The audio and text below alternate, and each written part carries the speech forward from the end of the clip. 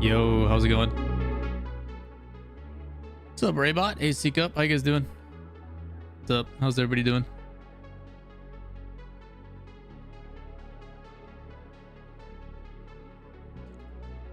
What's up, Hi Goop?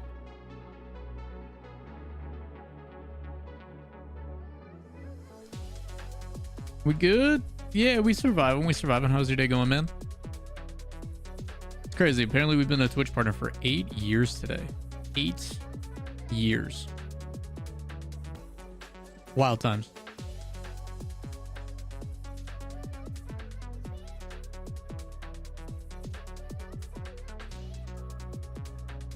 I'm curious if I can even go back that far and see if I can check out any like footage from that time.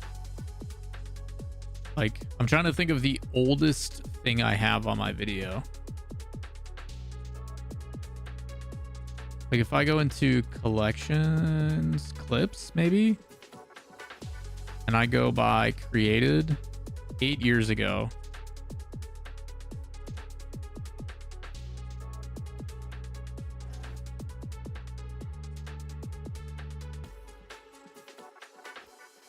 Jeez.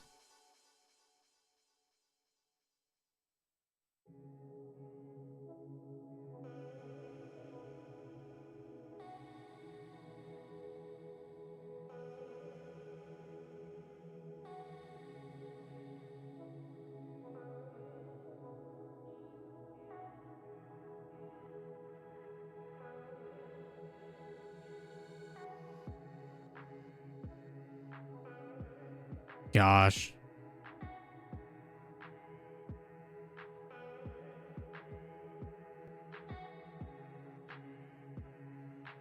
I'm playing twos with Moses.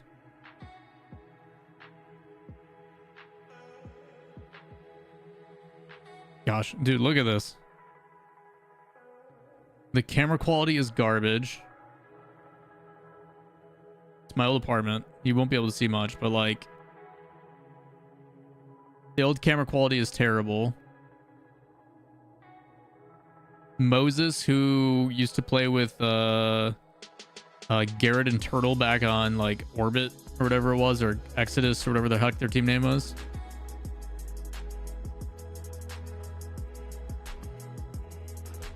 Arms look naked. Yeah. Like, I started streaming before I even had sleeves, but yeah. Like, some of these clips are really, really old.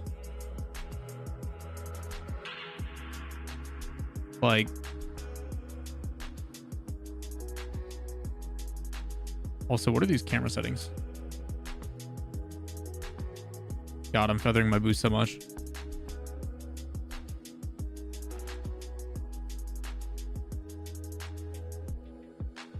Yikes.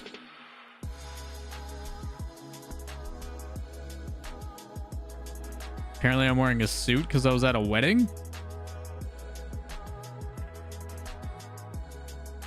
Twos with Pluto.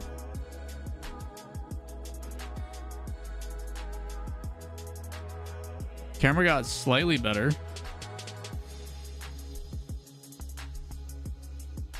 Dude, 8 years ago, man. So long ago. What's up, Seek Up? How you doing, man? Yeah, some of these clips are from a long time ago. This is the oldest clip I have, those twos with June 2nd, 2016. So that was probably what? April, May, June. That's 2 months into RLCS. 2 months into RLCS starting. Pluto, Moses, haven't heard those names in a long time. Yeah, Rodri. Hanzo Hattori. Shoutouts to Hanzo. You guys remember Hanzo? He was the GOAT. Gibbs with a clip? What a Gibbs clip. Hold up. What a Gibbs clip.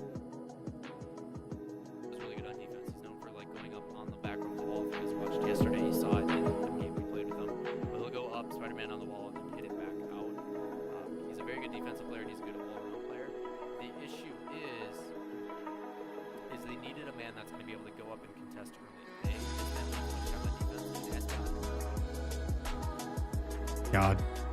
Old draft tournaments from back in the day.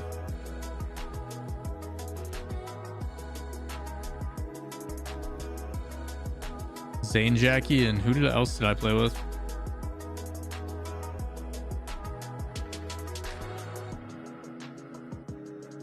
Gosh. Can't play so bad. Yo, what up, Richard? How you doing, man? I don't know who Shiz Fizzle is. Who's on the other team? Is that Torment? I think that's Torment we're playing against. Almar and... yeah, and Torment. Like... Jesus, man. Yo, what up, Anxious? How you doing? Hey, Dig. Does Hanzo still stream? I'm thinking the same guy. No, Hanzo was the social media guy that, like, he was known for liking every tweet, like, instantaneously. Podcast. Yeah, our old podcast.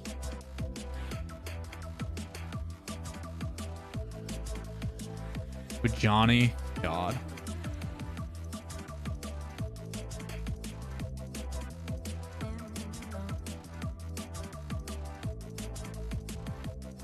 Getting smacked in 1v1s. Podcast with Kronovi. Jeez. Yeah.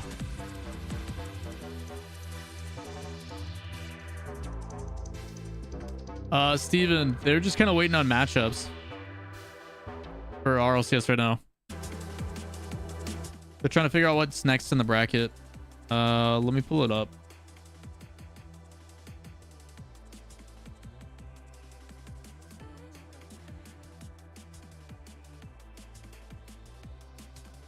Show us my best clip ever. Oh, it's the Ronicky one. Easy. My most watched clips all time is like top 3 Rocket League. No. The moon is getting warmed by the sun, right? And the moon is like a rock or like iron. So, You said the sun. No. The moon is getting warmed by the sun, right? And the moon is like a rock or like iron. So, technically, we're on a grill. It's like an iron. What are you talking like about? You know the crafting material in Minecraft, iron, right? If you make it gets warmer by, you know, the rock is warming us because we're like on a grill, so we're basically a salad with like water and stuff. What the fuck? So What we're are you salad talking? with water. Ronicky, you're one of the most something person I've ever met. It's actually a conspiracy theory I'm working on. Yeah, you should probably stop working on it, I can tell you. It's not something we should I have. have thought about going it on for it. like at least 5 hours now. So please. What? You said the At sun. least 5 hours now. So please. What? You said the At sun. least 5 hours now. Yeah, that's the most viewed clip on my channel by far. It's like top 3 all time in Rocket League. So yeah, that's an oldie. Let's see where the bracket is though. That's what we're pulling up. All right. So Falcons just reverse swept. So they're done. So they're trying to wait. They're waiting on this matchup, and this matchup. So these 3 matchups are still going, and then we'll get into round 4 and round 5. So we got a little bit. Yeah, the community definitely has some moments for Breezy. How you doing, man? What's up, Archangel? Yeah, I'm good, Spicy. How you doing, man? I can't remember in what tourney and what game, but I remember Pluto hitting a sick double tap as the first goal of the tourney. That was actually RLCS. It was literally RLCS. He started the season with a double touch. Or no, not the season. He started the World Championship with a double touch. The opening goal of RLCS at LAN, I'm pretty sure, was a Pluto double off the sidewall. Why do I remember that? We'll see if I'm right on that. RLCS Season 1.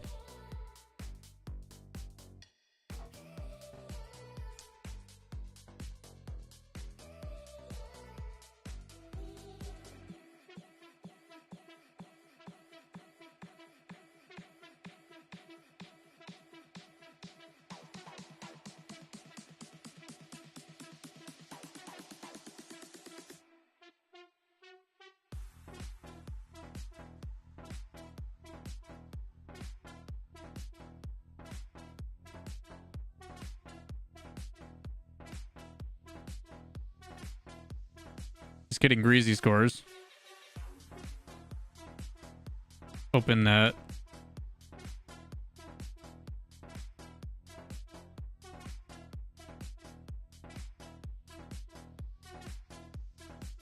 Ludog driving backwards. They score again. I'm almost positive though. It was like one of those. Yeah, what up, Getaway? How you doing? Jacoby, how you doing, man? What's up, Steven? I'm pretty sure Pluto had like his first goal. They got smacked by Northern Gaming. Holy. Was it game 2? Maybe it was lowers than day 2. I don't know. A long ass time ago though. Someone who's been to virtually every land, what day would you recommend to skip to do things in Dallas area? Friday or Saturday? Probably Friday. You don't want to miss in-person days, but Friday is like... Friday is a lot of qualification match days and stuff, but either way, you're missing a in-person day. Does Pluto still play? I don't think so. I don't think so. I mean, realistically, what's Seacup, what's your limitations on travel? It is ooh la la Lawler.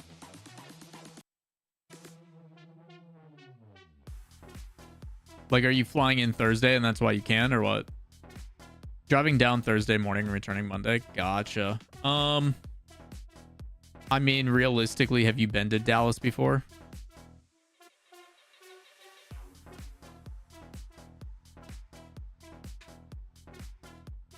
Like, what are you trying to do in Dallas?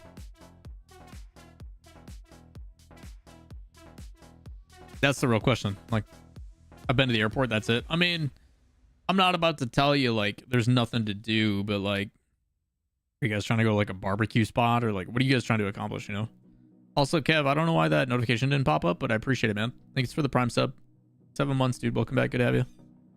Wife loves Texas, so we're just gonna have a day there. Okay. Realistically, man, like, if you're going to pick a time,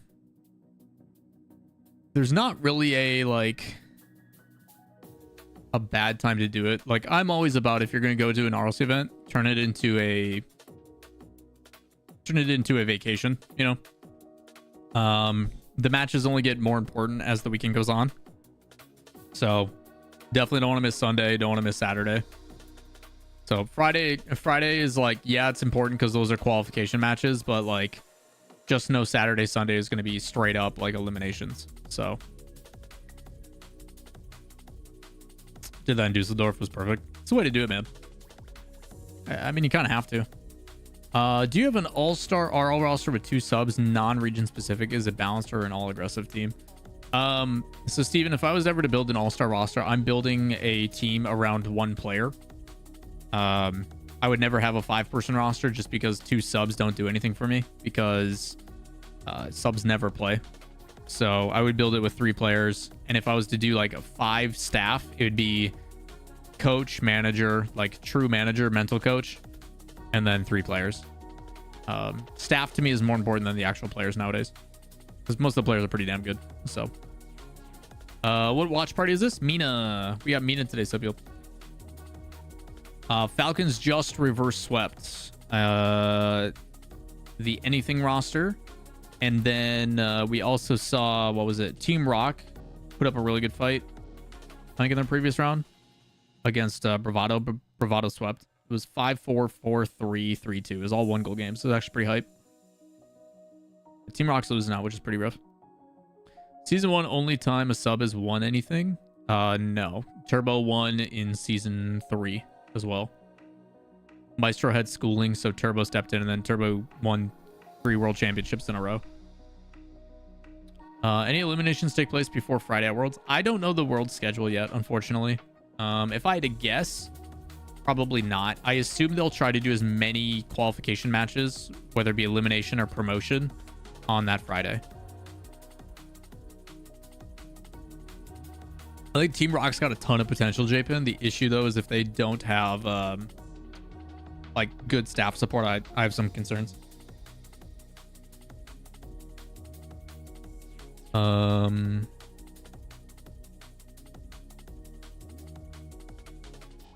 Bimo, Itachi, Pharaoh would be mine, I think. I would probably go... I either build around a player like Rise, Itachi, Monkey Moon. Who else could you build around? Apparently Jack. You need a player who both has good self-awareness, but a good like stable mental fortitude, good communication habits, good energy. Like a lot of the intangibles is what you want to build around. A player that can basically solidify a team. And then pairing that also with good talent is also important. And then the players you support with that, usually someone who's pretty aggressive mechanically and unselfish. Someone who's not afraid to set up plays, pass the ball, you know, do stuff.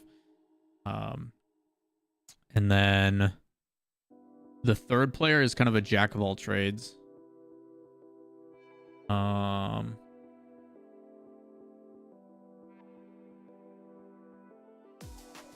Too much offensive mindset is a problem, but AJ, Shawzette, Jacob, God, that team would be terrible. That team would be so bad. Poor Shawzette would have to sit back the whole game and not move. Monkey Moon, Itachi, Bimo. I don't think Monkey Moon, Itachi, same team has the... I don't think that would work the way you want it to. I would like to see like a Rise, Bimo, Zen. Yo, what's up, Bashar? It's been a bit. Doing all right, dude. How's schooling and stuff going? I'd make an all-time lineup where all three players are in their prime. Who's your top three? Marky Duda, Turbo, K-Dot.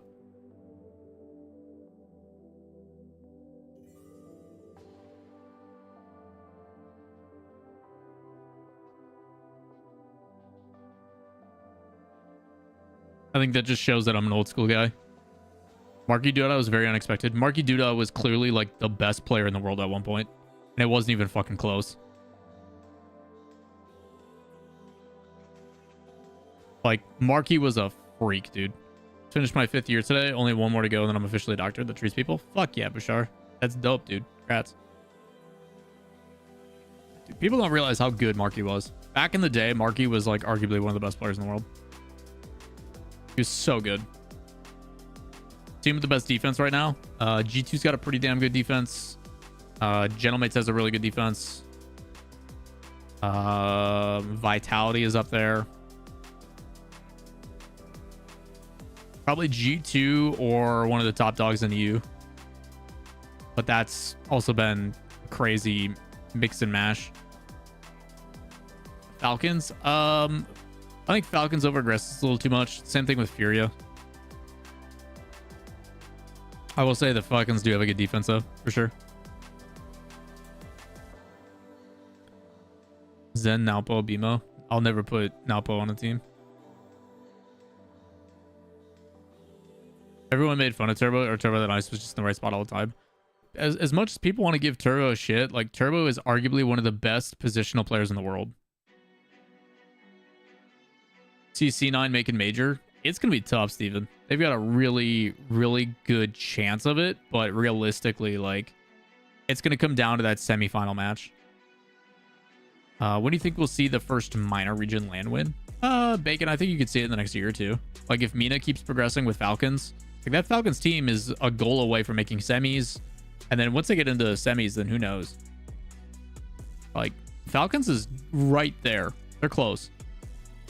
Furia's defense is too problematic. They're too all in. So I don't see them beating a team at the top. Squishy, Scrub, and Alpha. That could be a vibe.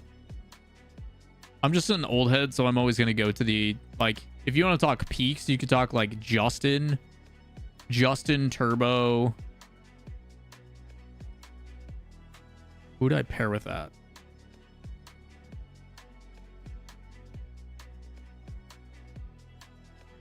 Justin Turbo Zen or something. Like, that'd be fucking crazy. Turbo's always in the right position, diming people up. Justin's going mechie crazy, and then you've got Zen, who's like a defensive mastermind.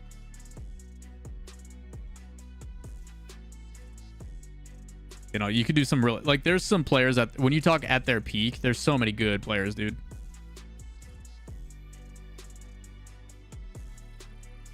Over Zero isn't going on a single one of my teams.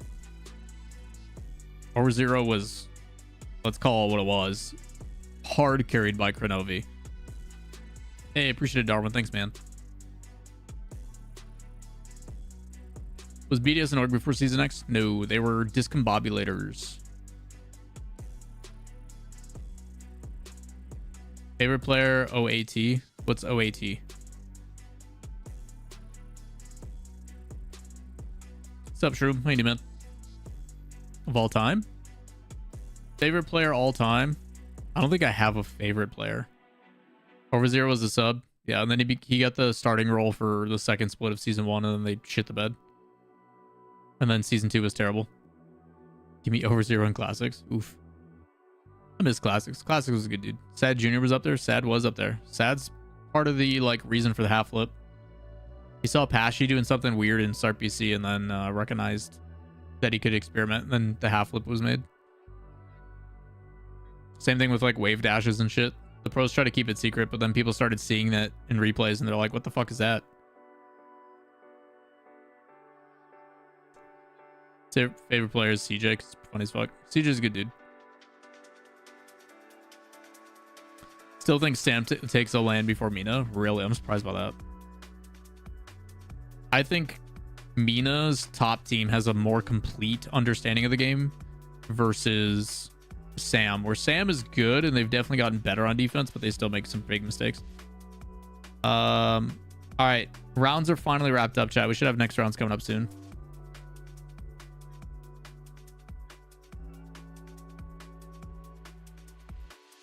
Where am I from? The Midwest.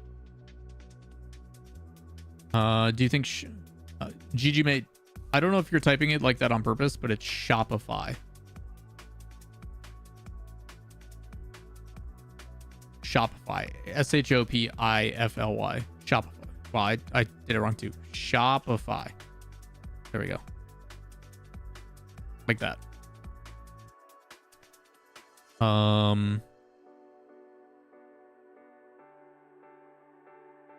They really try to keep that a secret because how times have changed. I mean, Spicy, it was anything to get a leg up in the early matches, dude. You didn't want to make your competition better.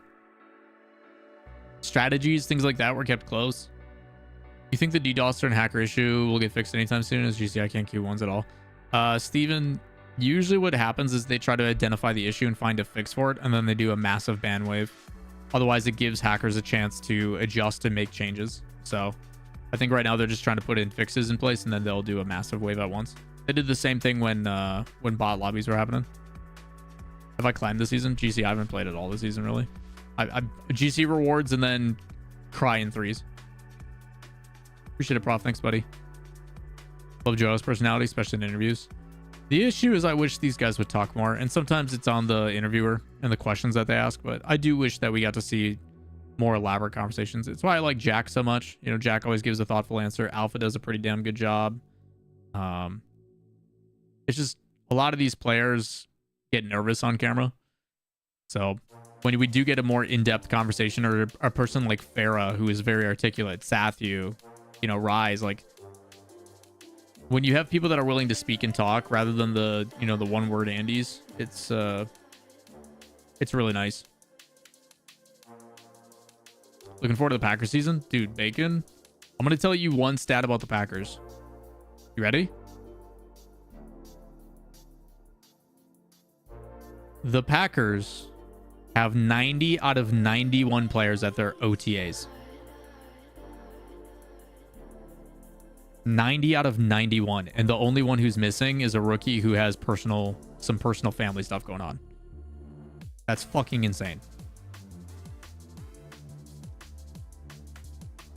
Do you watch or play any other your sports other than football? I watch Formula 1 a lot.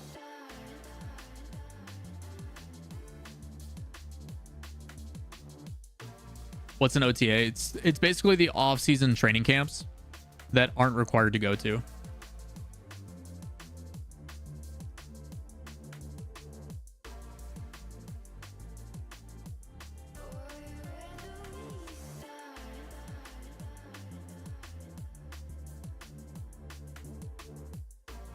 What team in F1? I'm a big fan of McLaren, personally.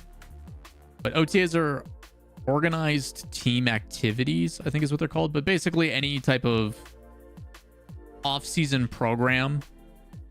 Bucks fan here, so it's been rough. Yeah, I mean, it is what it is, right? You watched F1, you excited for Monaco? Dude, who isn't?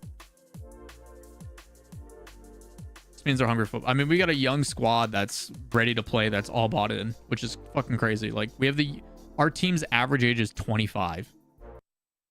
We had the best performing quarterback in the second half of the season in his rookie year.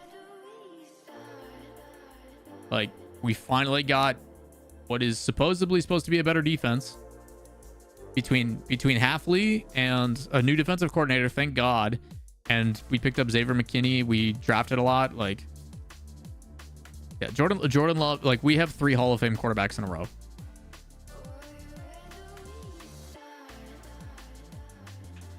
I don't really watch college bowl, unfortunately, guys. Playoff game against the Niners. We should have won it. Love choked. He had 3 drives downfield and like couldn't even hit a check down pass. Oh, easy on the Love the Hall of Fame talk. Seek up. I'm going to show you the same clip that was shown to me about players who performed like Love did.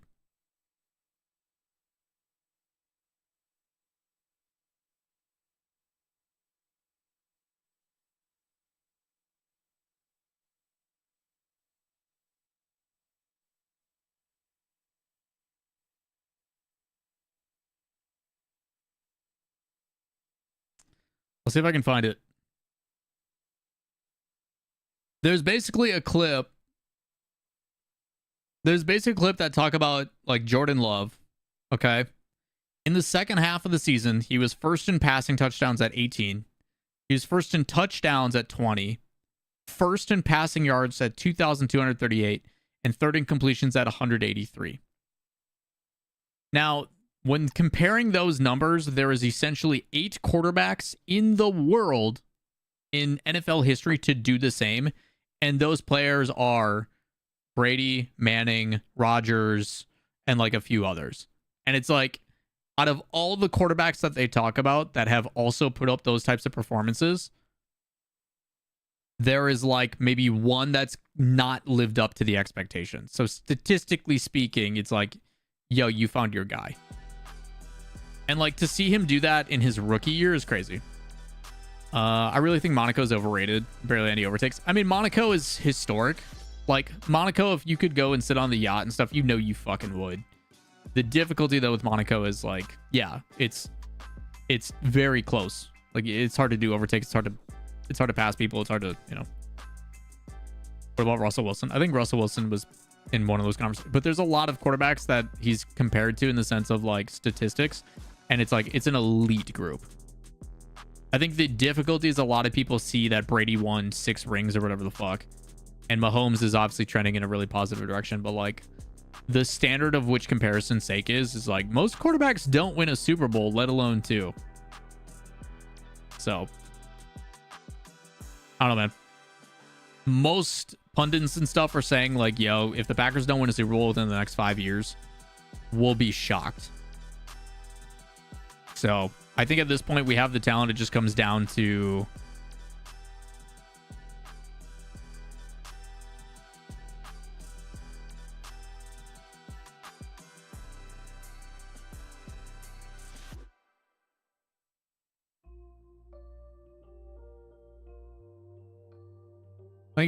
coaching.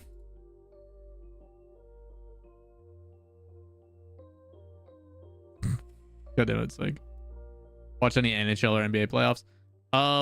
There we go. We're fine on the back, guys.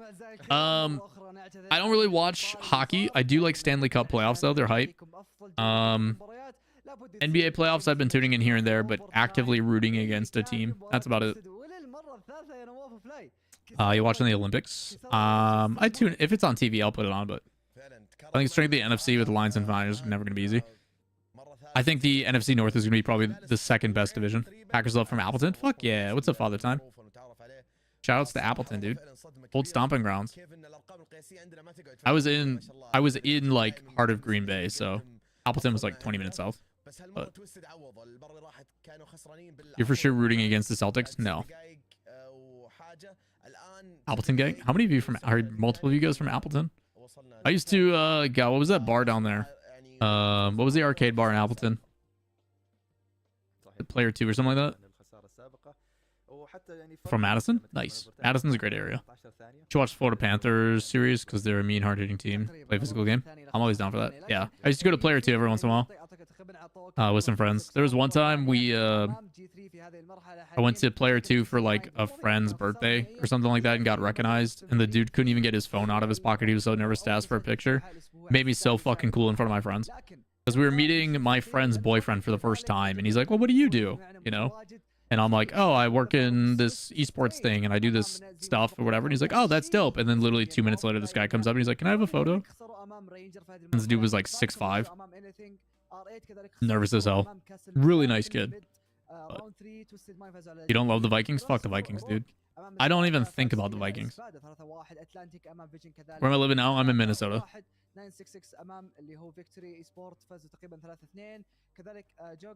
Wasn't Bravado SSA? The org used to be, yes.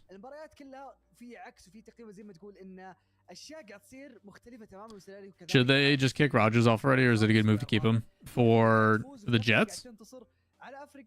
Love the Lions coach? Yeah, Dan's a beast. I think, again, I'm excited to watch the Packers and the Lions compete. I don't even think about the Vikings. They'll find a way to choke like they always do. And then the Bears, like, yeah, you got Caleb Williams, you got good offensive pieces on wide receivers and your outs. But like, do you have an O-line to protect him? To give him time to actually play? Really close to Canada, have you ever been? Yeah, I've been to Canada multiple times. What makes you say that for Breezy? Because everybody's like, yo, he's the GOAT. From Detroit, but moved to Wisconsin when I was 13. Nice, dude. I love how you call yourself Father Time and you're like barely older than I am. What does that make me?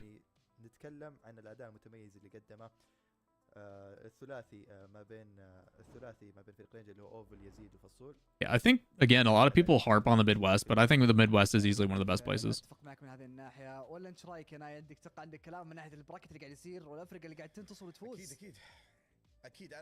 So the way that I think about the NFC North, and this is obviously my perspective as a Packer fan, right? Born and raised in Green Bay, green and gold my whole life. My perspective on the NFC North, from a Packers perspective, Detroit's never won shit, but their fans aren't completely insufferable. Like they root for their team, they love their team, but like they're not like so insufferable all the goddamn time. So it's like there's a mutual level of like, you know what, you guys stay in your lane, you do your thing, whatever.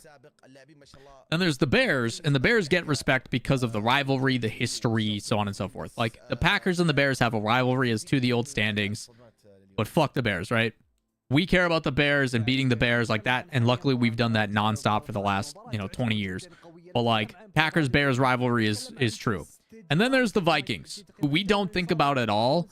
And they have the most insufferable fan base. I swear half of the Vikings fans are just fans because they want to hate the Packers. But like, Vikings fans are loud and obnoxious and annoying. And like, it's like little bro keeps trying to punch up and we're just like, can you fuck off? Like, go somewhere else. We don't want to deal with you. But it's like, the Vikings are just so fucking annoying. And it's like, you guys don't win shit. Leave us alone. We don't think about you. Sub time. Hey, appreciate the love. Faith, appreciate the follow as well. Zagrin, I can understand your reasoning. Yo, Emerald, appreciate the 34 months, man. Appreciate the prime sub as well. I grew up in Vikings territory. They are very annoying. Not as bad as KC fans, but they are up there. I mean, KC fandom and annoyance has been relatively recent, I would say, with Mahomes and everything. But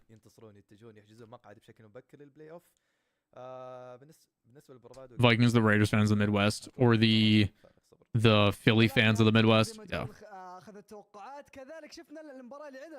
Bengals fan, but I enjoy the Packers as well.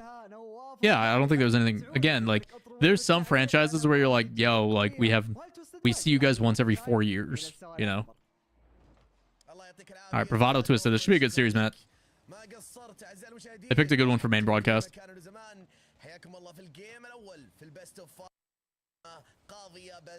Logan puts opinions on everything going in the scene. I'll benefits from you. Hey, appreciate it, Faye. Thank you. Appreciate the kind words. As well as coming over the stream and hanging.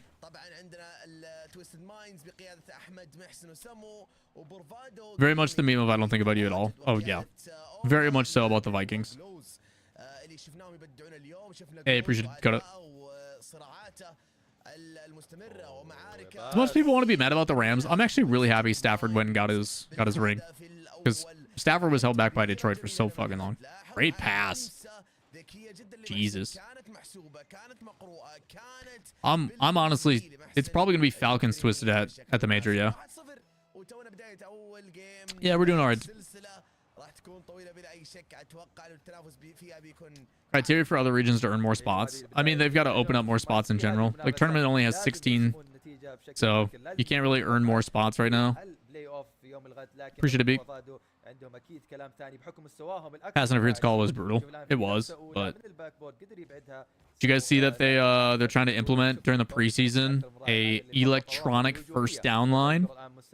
Finally, it's as if the CFL has been using it for years already. You still any work for Rocket League? In what capacity? Yeah, they're trying to do digital like first down line for preseason to see if they can implement it in, which I'm like, good. We shouldn't be guessing on if they got the first or not and leaving that up to chance. Like if they got it, they got it. There's a chip in the ball, fucking use it.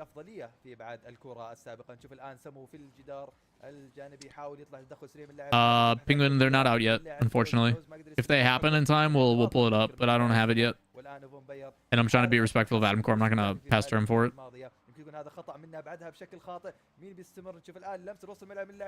Really wish they had a couple spots that would be for those minor seats. Yeah, Salty, I really wish that wildcard was still a thing. Wildcard was probably one of the most hyped things about Worlds, and the fact that it's gone now is kind of suck. So did you guys see the post that I made? I made a Twitter post and then it put it on Reddit as well to cause some discussion.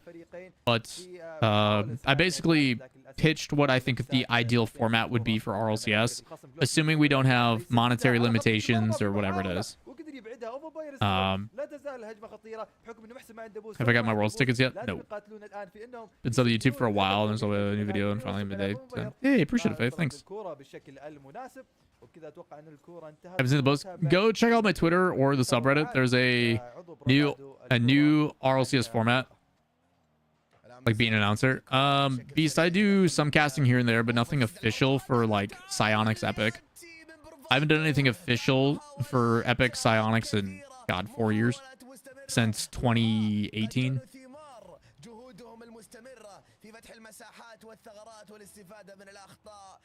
Seek up, you leave Faith alone. Yeah, I miss Wildcard. Wildcard was sick. Yeah, we'll probably, Darwin, we'll probably record a video. Yo, God, Alien, appreciate it, brother.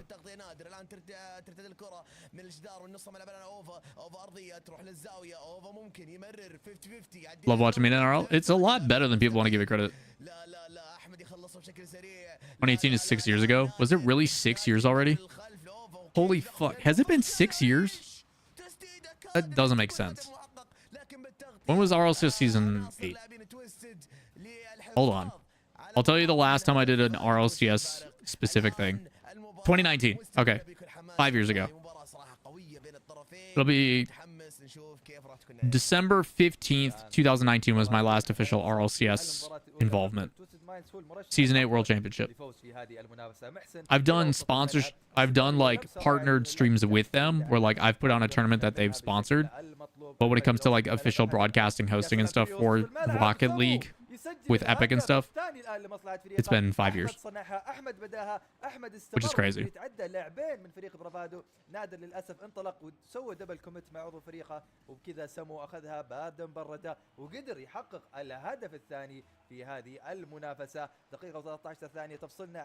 What's crazy to think about is I've been without Epic Psionics work longer in my career now than I have with, which is an interesting transition to consider, considering how big of a deal it was for a long time. Boycotted the season after your last because I was so annoyed they didn't bring it. I mean, it is what it is, man. Honestly, Dakota, I actually welcome it. I think it's a good look for him. He seems to be a lot more freed up in his play. Like, I feel like they fell into some habits, and I think he's playing a lot more loose now, which has really enabled his gameplay. Hence, Twisted being top 2 right now. And like, they're going toe to toe against Falcons half the time.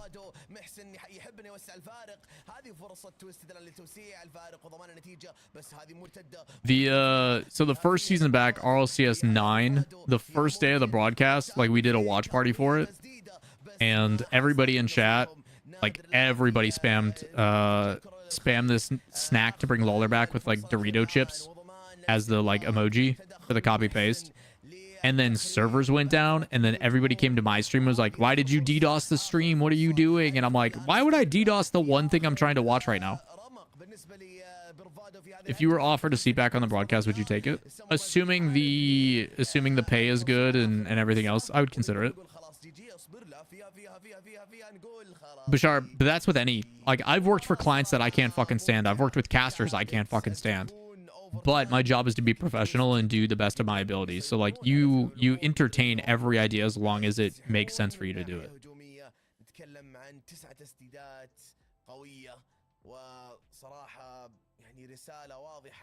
I appreciate the love, Swagger. But at the same time, Darwin, like, that allows more time for this stuff. So you don't have to go home with them. Yeah, like, at the end of the day, man, like, when you are a commentator, like, your job is to be a representation of something else when you go and put on those shows. And while yes, it's you as a personality and this and that, like, there's been clients that have come to me that are like, hey, do you want to do this thing? And there's been some for moral reasons that I'm in, like, I can't, you know. What do you do for work now other than being an online influence? Obviously content creation, as you guys know, streaming, YouTube, so on and so forth. But I do a lot of consulting in the industry. I help a lot of organizations save money, operate more effectively, implement structure and strategy, building verticals and acquiring things to help them generate revenue so they can sustain rather than just relying on sponsorship dollars. I help them trim the fat of their organization because there's a lot of nepotism, a lot of auditing and assessments within organizations.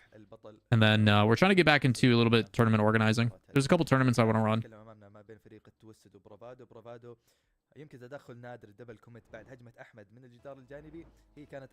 There's one tournament idea in general that I want to do every single year, but it's a big project. That's like a pipe dream tournament, so we'll see. Consult my company. I mean, consultancy is consultancy. I've worked at a C-suite level. Oh, that was almost a good shot. Bro, you just used a lot of confusing and simple words at the same time. How so? I mean, I can break it down into layman's terms, but my job is to, as a consultant, make your company run as efficiently and effectively as possible so that you can sustain, so you can continue to pay the bills of the people that you employ. Did I go to university? I did, and then I dropped out. I went to a community college for IT sysadmin work and hardware. Fucking hated school and dropped out because I was making too much money as a salesperson. I figured real life experiences were better for me, and that's coming from someone who ran their own business at like 13, 14, you know, doing, you know, fucking router installs and, you know, repairing computers and whatever. And I'm like, this experience thing does a lot better and it pays better. Why waste my money sitting in a class for people to tell me stuff that I can look up on the internet? So, fucking hated school should be a motto. I mean, so Bashar, I've done public speaking. for like schools at local districts and stuff. And I always ask their like dean or principal if I'm allowed to use profanity. And they're like, well, why? And I'm like, because it'll impact the kids. Like, if you want these kids to pay attention, I can't go in as your standard speaker. What's up, Cart? How you doing, man? And they're like, I guess. And I'm like, I'm going to drop an F-bomb in the first, like, 2-3 sentences. If you're okay with that, like, I'm going to do it. And most of them go, I mean, I guess, you know, like, if we're going to do this, we might as well do it. And I'm like, I promise you it'll be effective, and then I won't swear the rest of the time. And they're like, okay. So, like, I'll go into a, like, an auditorium, and we'll, you know, guest speaker, introduction, this, that, blah, blah, blah. And I usually start it. And I just go, how many of you, by either show of hands or stand up if it applies to you, but how many of you fucking hate school? And so many kids immediately are like, whoa, like, what the fuck? And, like, everybody stands up or this and that. I'm like, all right, let's talk about why. And then everybody sits down. And then we go into the conversation where I talk about using it as a motivator, you know, what school was like for me, how I was heavily bullied, suicidal tendencies, all these kind of things. And then start talking about, you know, how while I didn't get the support I needed, you know, times are changing. You know, you talk about how, like, all the pretty popular kids now, like, it's a lot of the pretty popular kids now like anime and shit, but if I even mentioned that I watched like Naruto, I ended up in a fucking locker. It's just different, you know. Seeing kids do Fortnite dances together, where like if I even mentioned that I played WoW, you know, you're gonna go sit at a lunch table alone. It's a different world. It's a very different world. You know, talking about how the Zoomer generation is super, super welcoming, you know. Nice play by Vampires to slow it down. Did you play RuneScape? Yeah, dude. I'll trim your armor. 20k. Gold trim your armor. Just trade it to me. No problem. It is ooh la la Lawler. Let's go. I had the same growing up because I like metal. Yeah, same thing, man. Cargo shorts and a band tee every day. That's cool. Prada, appreciate the 6 months. Appreciate you, brother. Half a year, man. Level 100. I know a lot of people play OSRS, and they love it. I fell for the trimming scam. I was in middle school. I think everybody at one point fell for the trimming scam. I saw my buddy fall for it and lose his account, and then I'm like, yeah, I'm not going to do that.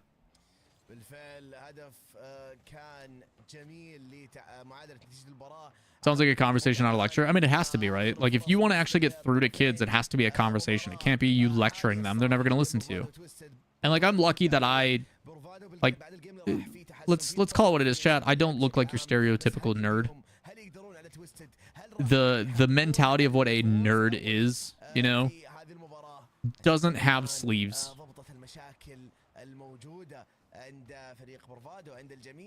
Right? So usually the perception of these kids when I walk in and be like, this is who your guest speaker is, they're like, what? But I will purposely hide tattoos and this and that. You kind of look nerdy? I mean, I'll take it. But like, again, stereotypical nerd when I come in and stuff, they're like, oh, he's got a nose ring, he's got sleeves, he's covered in tattoos, this and that. People just don't expect it. So I usually try to hide it.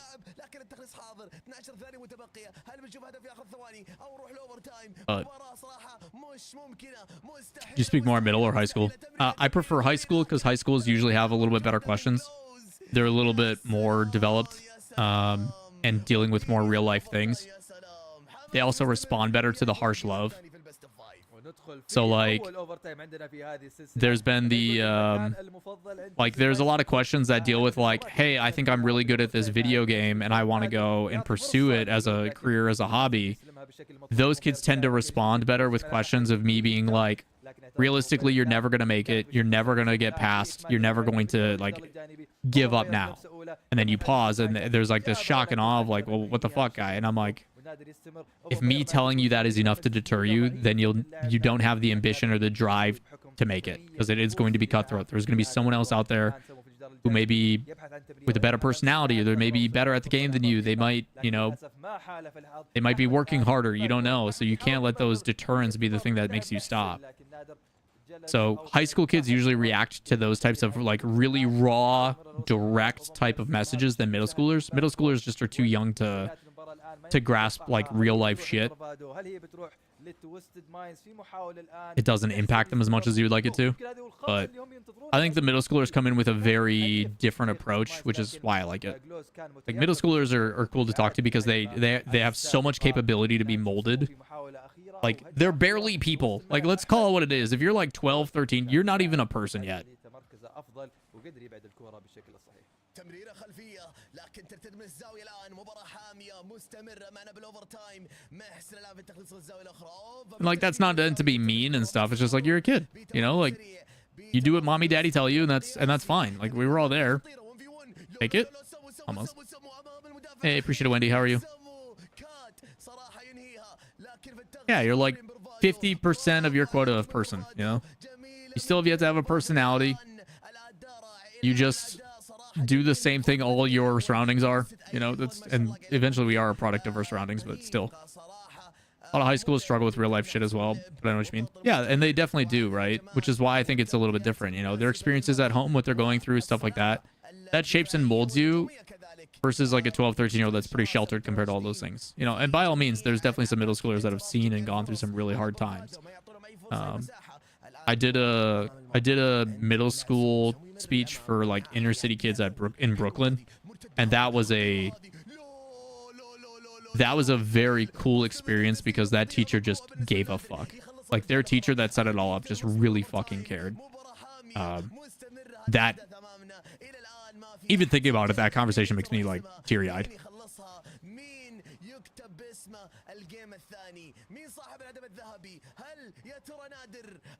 Oh, Sika, if I could go back in time and tell my like younger self that it's okay, like you'll be fine. Like I promise you, you're gonna be okay. You know, when I'm going through like suicidal tendencies and like thinking about killing myself, like, yeah, I wish I had that, but I didn't have a counselor. I also was too young to understand that I could ask my parents for help. You know, I thought I was alone, even though I had a good support system. But like, you're a kid, you don't know better. I'm doing good, Wendy. Conversations have been pretty solid today. احمد ما سددها. احمد اتجه للتمرير وتوقع كان في خطا من ناحيه التواصل بين اعضاء فريق توستد ماينز. Okay. Are you divorced now or what ethnicity am I? Dude, I'm white as fuck. I'm a vampire. Is that a option on the job applications? Like instead of Caucasian or white, you can put vampire.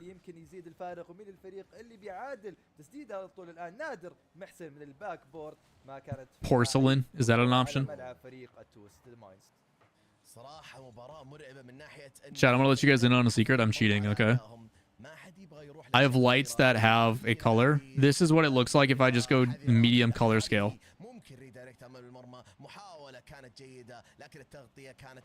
I'm white, dude. But we cheat. We cheat. We're like, yo, put on that sepia tone. Give him a little bit of a tan. All right?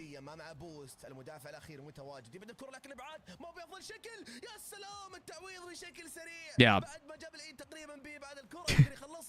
I'm like a walking flashbang from Counter-Strike. You gotta like turn your head, you know? I'm that good Midwestern white. You just wait. Summer's gonna hit and we're gonna have permanent sleeves. It's gonna be dope.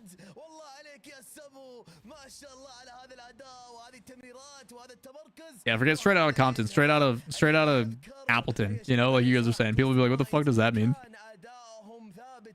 Way to clutch up for Twisted. Match point.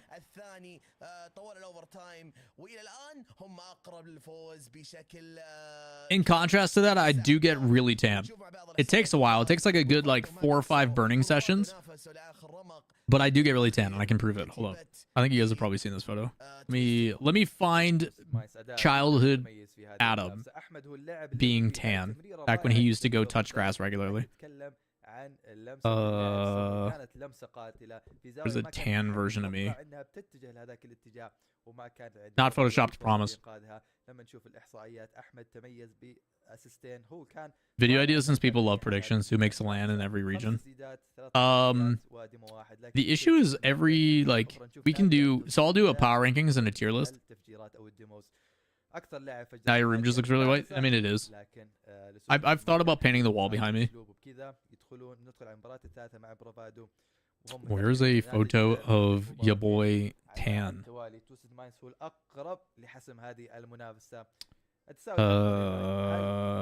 That I can't show that photo. That's me and my buddy doing the Titanic thing on a longboard.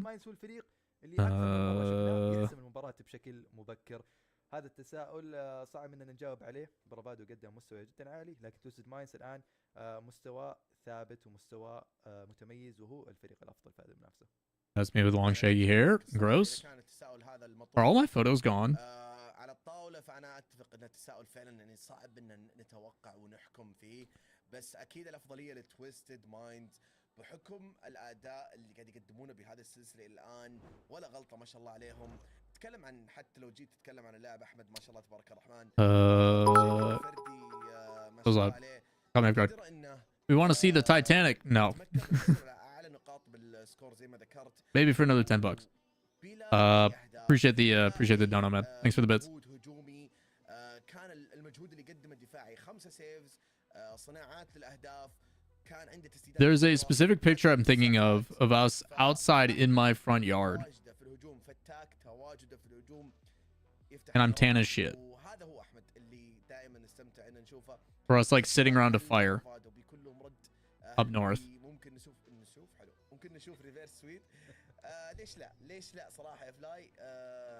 ان شاء الله ما نشوف، بس نشوف ريفيرس سويب. اتمنى صراحه يكون فيه، يعني مو ابغى اقول ريفيرس سويب، بس اتمنى يكون فيه جيم خامس. لو قلت ريفيرس سويب That's Colorado. انا اتمنى جيم خامس الصراحه. I don't know where those photos are. It is ooh la la. It's back when I still had long hair. It should be in this. Oh, that's why.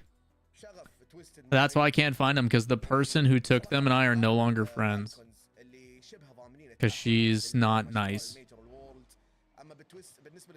They're photos of me that they took, and I don't have them anymore because I guess you guys get the Titanic. You guys win. Titanic, where you at?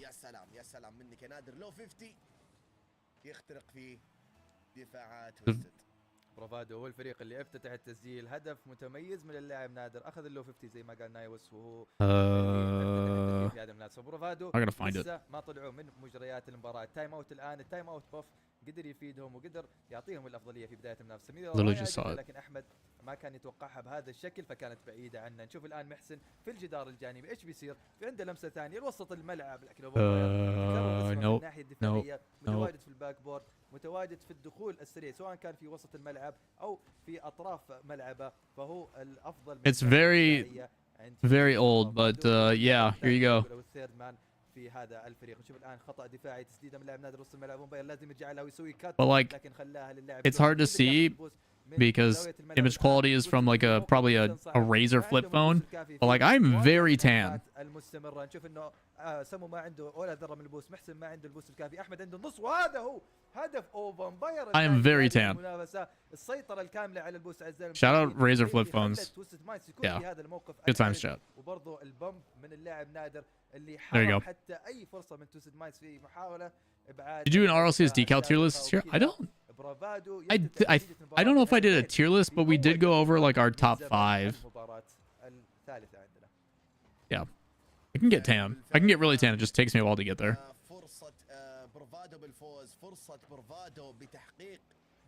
الشيء الأصعب اللي شفناه اليوم يتحقق من فالكونز. What's up, Meebs? How you doing? Meebs, what is that icon? Streamer awards? Oh shit, that's dope. How are the streamer awards? Those are the ones put on by like Cutie and stuff, right? What's up, Nutcris? Also, Prada, thank you for gifting 2 subs. T-Rolls and Meebs, make sure you tell them thanks. I met Razor for about a month before I went swimming with it in my pocket. Dude, just put it in a bag of rice and that thing's good to go. Wow, what a pre-jump save by Vampires. NFL RL Decal tier list.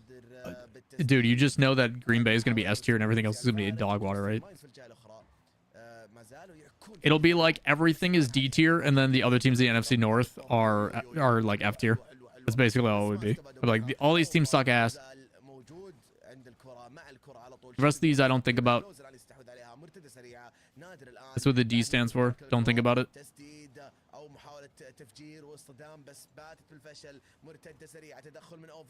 Do I speak any other languages? C. Da. We.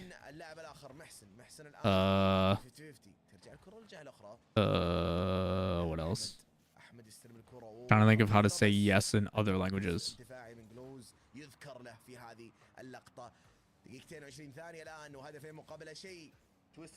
I don't speak French, dude.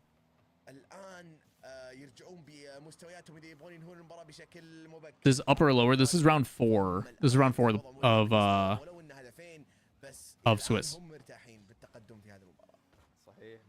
Yeah, well, how do you even say yes in how do you even say yes in Japanese?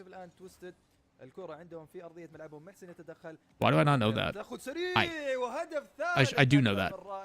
من اللاعب اوفنباير لمسه اللاعب محسن قد تكون خاطئه بحكم انه نادر تدخل عليه بشكل سريع. اوفنباير هو كان اللاعب المناسب في المكان المناسب في انه يسجل هدفهم. Then no is like Ulf or To. بحكم انه هم اللي عندهم الشغف وهم اللي عندهم الامال الاكبر في انهم يحققون المركز الثاني عندنا في التاهل للميجر. لكن بروفادو or something. I forget how to say it. It depends on what the context is.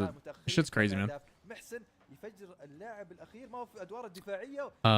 What's up, Nick? Hey, man. جدا حرج. هجمات مستمره. جلوز بلمسه الاولى. اوفنباير يمكن هذا هو الرابع يا اوفنباير. Mowed the lawn and looks amazing. Hell yeah. Did you put on your New Balance sneaks and they've got the sick green aftermarket glow? للاسف انطلق للكوره. اتوقع انه احمد ما يلمسها وجلوز او عفوا اوفنباير استغل هذه اللحظه وسجل هدف الرابع. 4-0 يا ناي. 4-0 لبروفادو. نتيجه غير متوقعه للامانه بعد ما كانوا خسرانين مباراتين متتاليه في هذه السلسله. بالفعل الان السلسله هذه اوشكت او الجيم هذا اوشك على الانتهاء. They need to mow our lawn. Our HOA is slacking.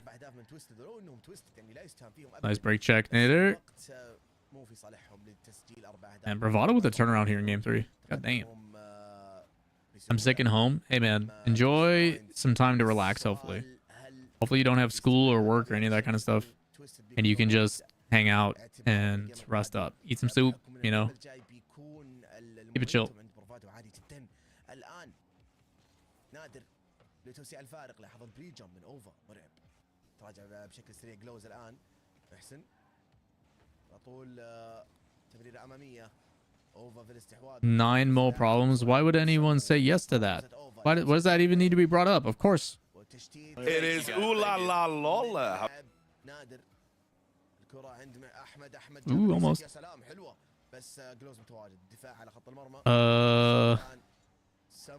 Seek up, thanks for giving the sub over to Sergeant. Tiny man, thank you.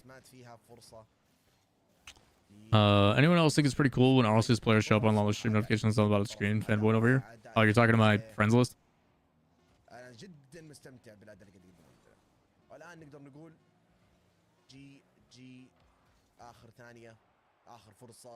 Good response, good response. 80 mil is still 80 mil? Nope, not for that. By all means, 50 mil is a lot of money, but like, ain't no way.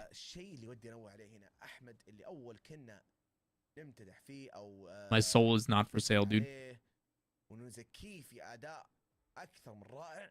هذا الجيم ما عنده الا 4 تسديدات وسكور 82. ما كان له ظهور حاد مثل السابق. Is it, how do you say it, Raven? مهم نذكره كيف. Did you do a YouTube video on your top 5 decals this year? Or was that just a random stream topic? I think it was just a random stream topic to take up. For some people who don't have souls. Hey man, my hair is not red. All right, soul intact. Good, Alter. How you doing, man?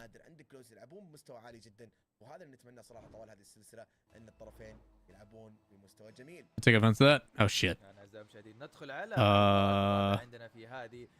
Abort mission. برافادو جيمنج اخذوا التايم اوت باف، قدروا انهم يركزون ويعيدون ترتيب اوراقهم، وشفنا دخولهم القوي في المباراه الماضيه. Yeah, but are you a ginger or are you a redhead? Because there's a clear distinction. Maybe your username is just like a huge like ruse, and you've actually like evolved and nobody knows. خصوصا من اللاعب احمد، خصوصا من اللاعب سمو، هذول اللاعبين من الناحيه الهجوميه يمكن من احد افضل اللاعبين الهجوميين عندنا في هذه. That's such an aggressive chow. في الزاويه الان يحاول يمرر وسط الملعب، هو مبير في اكمال اللعب. جلوز كلاعب ثالث ينتظر الكره، ينتظر Nice clear. احمد يسدد، نادر يمرر مره ثانيه. There's a difference. Oh, 100%.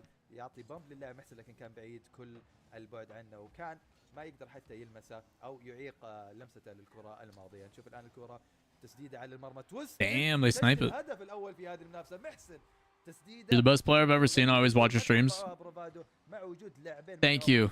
I feel like you haven't looked hard out there, but I'll take it. كان يطلع للكره او يمكن كانت بعيده عنه، لكن كان عنده البوست الكافي في انه يتمركز، وعنده البوست الكافي في انه Also, if you always watch my streams, for you to only type for okay. I'm just gonna take the compliment. Thank you. Whether you're being sarcastic or not. Do I do coaching? Yes, kind of, sort of. Chat, just as like a thing moving forward, we're gonna start doing like sponsored streams every like Monday or Tuesday. Just as kind of like something for you guys to get used to, is like, hey, we're gonna still do our streams as normal on Mondays, recaps, all that kind of stuff. But Monday, Tuesday, I think is gonna be the day we like allocate to. If I have a sponsor, that's when we do it. And for anybody who like interacts with the sponsorship, we're gonna start doing replay analysis for those people. So like we have a sponsor for Factor 75 going on for the next 2 weeks. Where like if you sign up for a Factor subscription, you get 50% off and all that kind of stuff. And if I see that you guys do that, I'll also do replay analysis. So for those that are like participating in the sponsorships, I will also tack that on. So it's like, rather than shooting me a donation, you know, wow, that was so close. But rather than shooting me a donation, you might as well get something out of it, and then I'll also, you know, throw a little bit of icing on the cake. You want to play Raid Shadow Legends? No. Although Raid Shadow Legends we did once, and the payout was so good. Chat's been chaotic today. Chat's having a good time. I think people are just itching for the weekend. Nice save. Probably not Seek Up. They do Seek Up offer like cookie whatever shakes, like protein shakes. I'm like, these look so good. I want to be paid to play those fake mobile game ads, right? I love how everybody's like, the game is nothing like the ad that you guys promote, and then they made an ad that is like, I'm totally playing this real game. Look, I'm gonna go here and do this thing, and I'm like, it's also, God damn it. Best cereal? Ooh, best cereal. Cinnamon Toast Crunch, pretty dope. Cinnamon Toast Crunch, pretty good.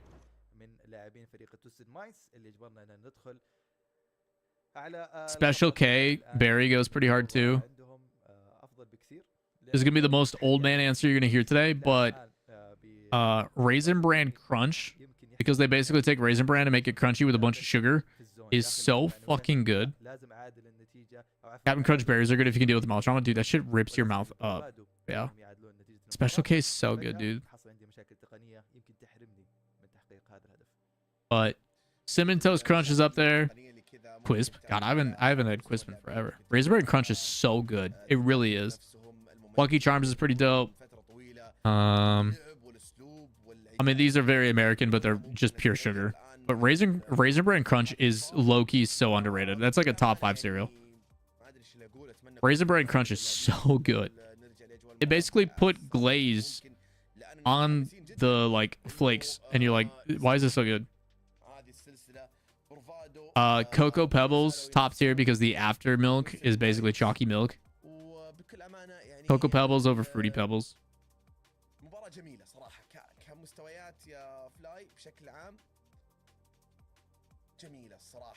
I haven't had cereal in a long time. The only time I have cereal now is the Kashi Go, which is like a high protein cereal. I have like a cinnamon Kashi Go that's pretty good. Reese's Puff cereal is hot garbage. Agreed. It was one of my best friend's sister's favorite cereal.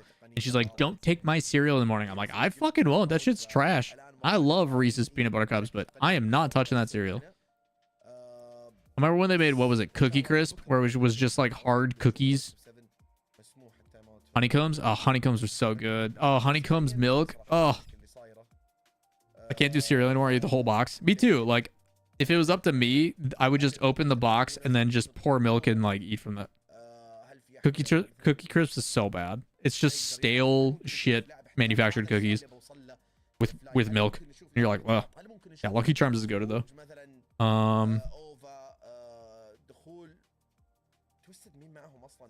Best cereals. Cinnamon Toast Crunch, Fruity or Cocoa Pebbles, depending on what your style is. Raisin Bran Crunch is up there. I do love me some Special K Berry is pretty fucking good. How do you guys feel about Trix? Trix yogurt slaps. The cotton candy Trix yogurt. Fuck, dude.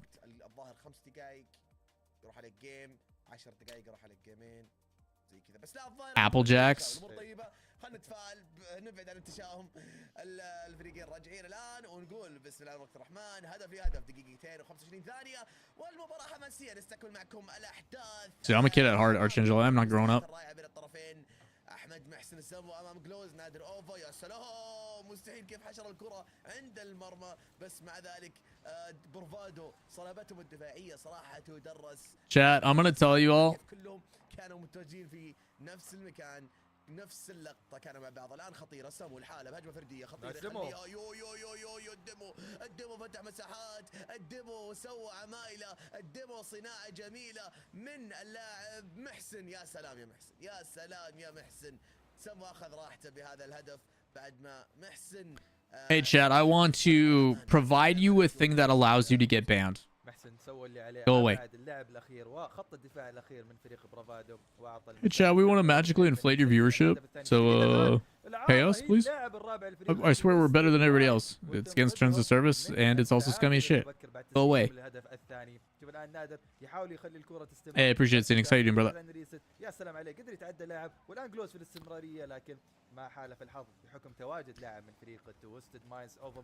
Chat, I didn't.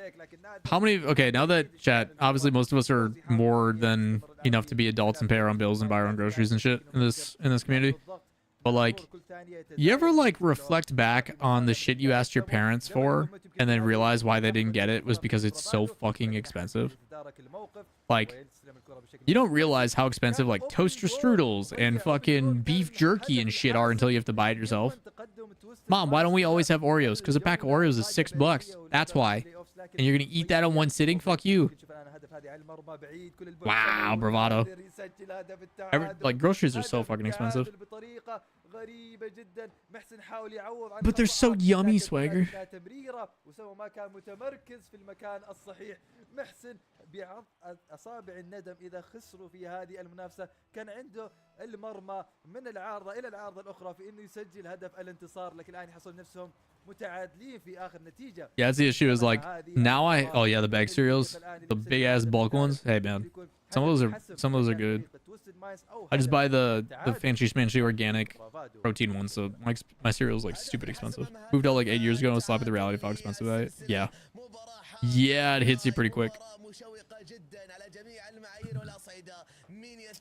Naruto is a god has followed. Appreciate the follow, man. Shout outs to Naruto, most people's first shonen. Watch that shit every Thursday for like 13 years. And then finally he's like, yo, we're gonna deal with our what a play. Holy. Favorite food is sushi. Hey man, you can do like all you can eat sushi for like $23. God, what a play, guys.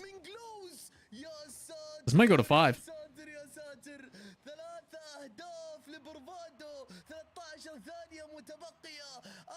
Hey, there you go, Swagger. Be showing my age, but DBZ on Tsunami was mine. I mean, DBZ for a lot of us was like our first like anime experience. I mean, Toonami was how it's how I was exposed to anime. Cali prices are insane. I spent $300+ on like 2 weeks of groceries and it wasn't even a... That's, yeah. Groceries are so fucking expensive, man. You eat a whole box of kashi, we can have a bathroom stream? Dude.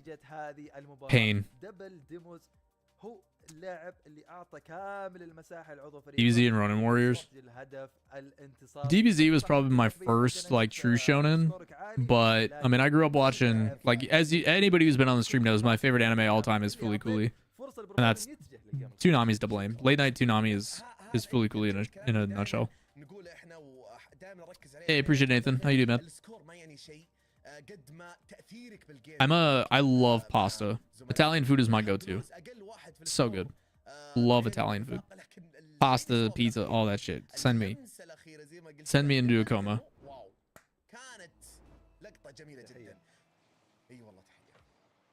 Tenchi Muyo, DBZ, Gundam Wing. I just don't like Gundam. I never got into Gundam. Couldn't stand it. Eat Italian food the rest of my life. They know what's up. God, sign me up. We went to, so there's an Italian spot by us in town that's really fucking good. And unfortunately, they're closing. So we went for one last time for my girlfriend's mom's birthday. And it was wild boar meatballs, garganelli. Oh, so fucking good. الان الكرة في وسط الملعب اوفنباير يمرر النادر نادر عنده فرصة باك فليب بعدها اوفنباير عن اللاعب نادر ويمكن تكون هذه هجمة تويستد اللي ينتظرها ويمكن يكون It's why I can't bring myself to watch 86. Like everybody's like, yo, 86 is so good, and I'm like, yeah, but it's mechs. The only mech anime you should watch is Evangelion and Tenga Toppa Gurren Lagann. Those are the only two mech animes you should watch. TTGL and Evangelion. Other than that, don't watch any mech anime. That's my opinion. Tsunami had straight bangers. It did, man. It did. Code Geass. Okay, that's fair too. Code Geass is pretty legit. Does Mechamaru from Jujutsu Kaisen start for count? No, because without spoiling too much. Ghost in the Shell isn't considered mech? I don't think so. Pretty much only watch TMNT cartoon and Batman in the animated series. Batman in the animated series is actually super good, and the voice acting was incredible. When was what series was Mark Hamill Joker? Whenever Mark Hamill was Joker, goated. So good.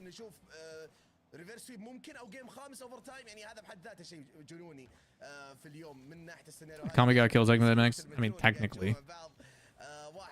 But when the actual one of the key tags of like what kind of show is it? It's like a mech. You know, I don't think you have to worry about that. So what I'm hearing when I open my Italian restaurant, I should send you a personal invite. Yes.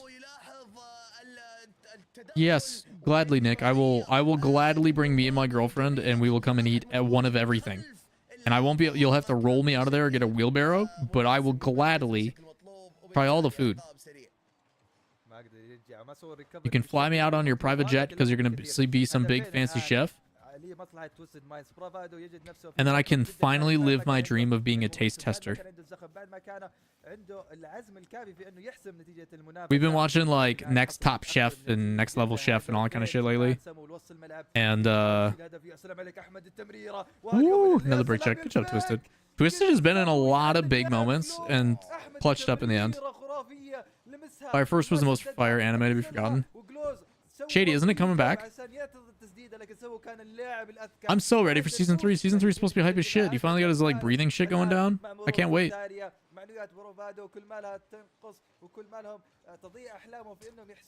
Next Level Chef is fire, though season 3 was the worst. That's because they did a bunch of like influencer shit. I'm happy what's her face won though. She seemed nice. I'm glad the one dude didn't win because like it's the one my girlfriend knows, and he's like, oh, her wife is whatever this. And I'm like, I don't care. Stupid pop culture shit. Dude, cannolis. Oh, a good cannoli is so good. We've been waiting for Fire Force season 3 for like 3 years. Fuck. I'm so sad that shit doesn't come back. What have I done wrong in my life that I don't get paid to eat? Technically, anything I eat on stream is a tax write-off, so that's kind of cool.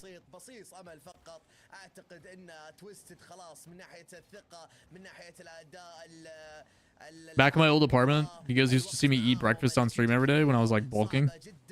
And part of the reason was the only way I could afford to buy that many fucking eggs at the time.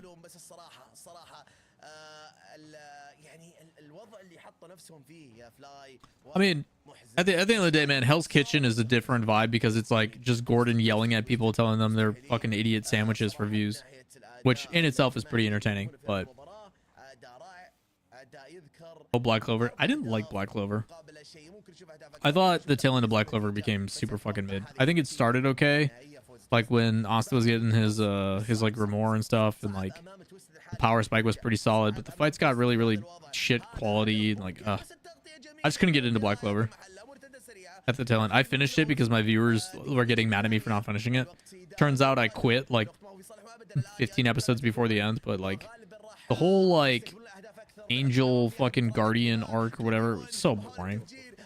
Yeah, it's game. Good job, Twisted. So Twisted's gonna go 3-1.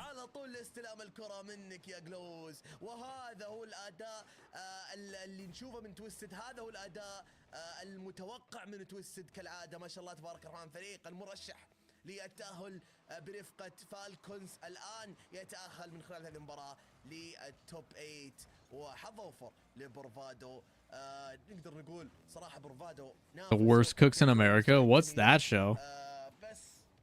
Why would you give a show to the people who suck? والله ما قصر لعبه واداء جميل بس الجيم الاخير يعني تعرف اللي صاموا وكذا وفطر على بصل يعني والله يعني DCS was DCS تعبوا مره والله بس في الاخير ليش اي عشموا نفسه بعدين في الاخير يعني 5-0 Yeah, what up, Lawler? How you doing, brother? Anything needs to hope on to dropping on Digital Combat Simulator? Oh, my I'm pretty sure my girlfriend's brother plays that. I'm pretty sure.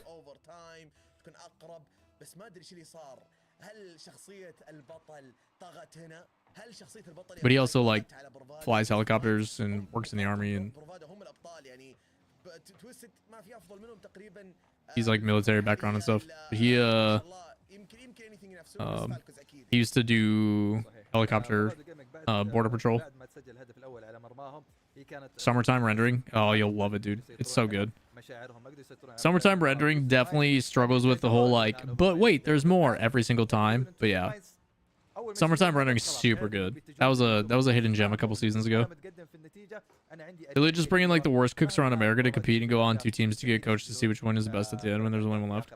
Interesting. How do they determine who's the worst? Like what makes like, dude, I could go on that show and be dog shit because I don't cook or proclaim that I am a good cook. So how would they determine who's the worst? Like, are these people who like, hey, we have a restaurant and this restaurant's dog shit? I'll have to clean up and run some errands. Sounds good, man. Prada, thanks for the love. Appreciate the bits and the gifted subs too. What's up, Pond? Appreciate it, man. I'm just curious on what makes them determine who's the worst. Like, is it people who have just like the worst? Do they go on Yelp and be like, yo, these people have like a horrible fucking rating and are somehow still in business, and then they bring them in? Or like, I'm curious on what the classification is. It's like everyday people, none are actual cooks or chefs, just people who are shit at cooking. So it's just a bunch of husbands being like, yo, my wife's cooking sucks ass. Put her on this. Kitchen Nightmare is the one where he goes to fix the restaurant? I think so.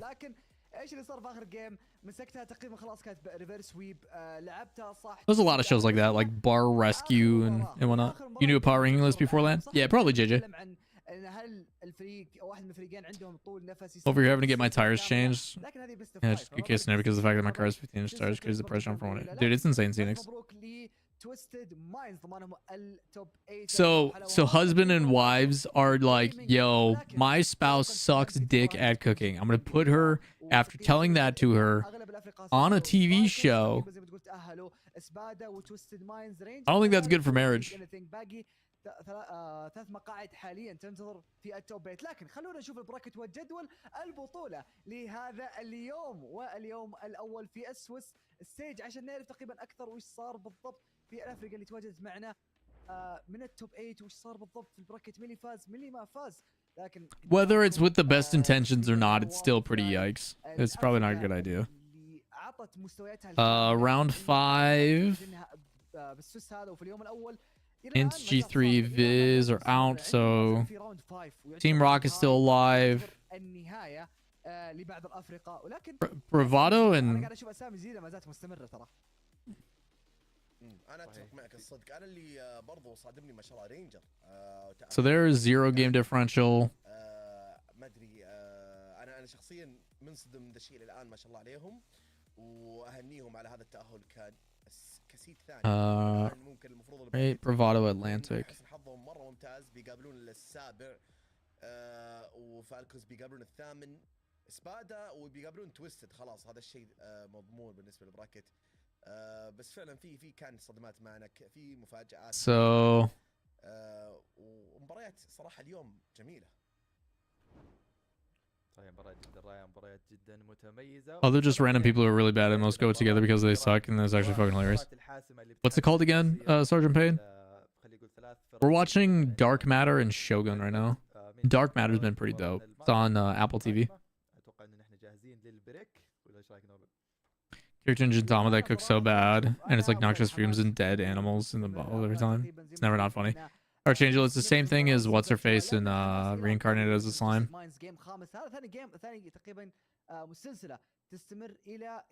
Yeah, all the contestants get like drafted, like getting picked up for football or basketball games after seeing them trying to cook. Once the coaches are actual chefs and they help them and actually get pretty decent. But that's pretty dope. Worst cooks in America. Worst cooks in America. It's on Food Network. And watch it on Hulu. الى الان ما شفناهم زي ما تقول ما قد شفناهم بالتوب 8 وبلاي اوفز، فهذا اول مره يتاهلون. فهل تتوقع انهم بينافسون؟ تتوقع انهم بيستمرون على مشوارهم، ام يعني بيكون مشوارهم اصعب في المرحله هذه؟ Hold on. صراحه والله رينجر يمكن يكون مشوارهم ممتاز بحكم انهم السيد الثاني تاهلوا الان للتوب 8، بيقابلون السابع بالترتيب او بالسيدنج، فممكن يكون لهم مشوار احسن. بس بالنسبه لسبا All right, what's in here? It's like peanut and chocolate candy. It's awful. So you just took a whole chicken, put it in the oven? No, I boiled it. You boiled the chicken? Okay. Carbonara and Alfredo are two very different dishes. Oh, they're ramen noodles. Yes! I feel you with the pasta. I'm a pasta lover. Me. I'm going to roll the turkey balls in the oatmeal to give them texture. Oh my god. That looks like Panko flakes and oatmeal are not the same. something that a dog left on the sidewalk outside my house. That is college dorm chili. You haven't cooked since you were in college? No. Forget about tasting it. I couldn't even look at it. Look at this guy. Oh my God, he's pouring boiling water into the plastic bag. We call it a jailhouse burrito because in jail you don't really get that much. But you do have ramen noodles. He's gonna wrap it in a paper towel. Ah, of course. It's all about the wrapping. Put some weight on it so it forms. Now he's giving some pressure on it. This is why they call it a jailhouse burrito right here. Boom! I make meatloaf in shapes of cartoon characters and woodland animals. If it don't taste good, at least it can be fun to look at. It's a teddy bear meatloaf. This is, without a question, hands down, the worst meatloaf I've ever had in my entire life. I made a 3-cheese macaroni and cheese. The cheeses are cheddar, cottage cheese, and smoked Gouda. Why the fuck would you put cottage cheese in a... Oh my God. Cottage. That was the worst macaroni and cheese I've ever had in my life. What makes you the worst cook? Tamara cook with dog food. What? That's her favorite ingredient. What? This is my favorite brand. What?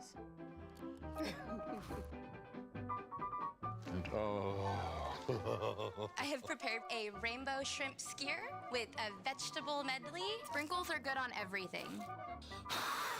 This is like cooking in an insane asylum. What the fuck? You know what's crazy, chat? These people can vote. These people are allowed to pick how we run our country. And there's more of them than there is of us.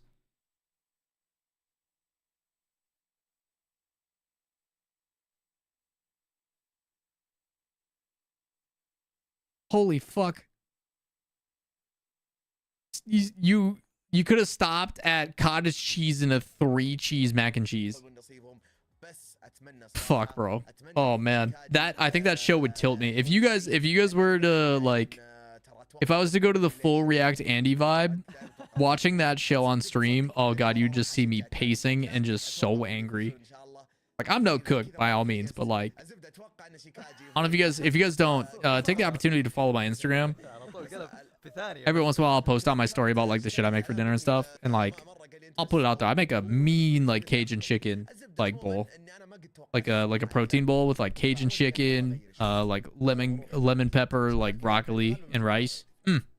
It's healthy and it's fucking delicious and it's full of flavor.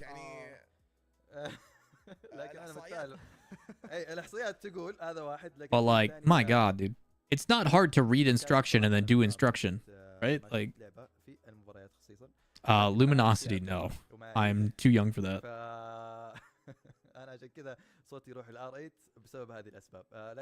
God, I haven't seen the I don't think the prediction sheet's out yet. But if you can't read, you know, get help.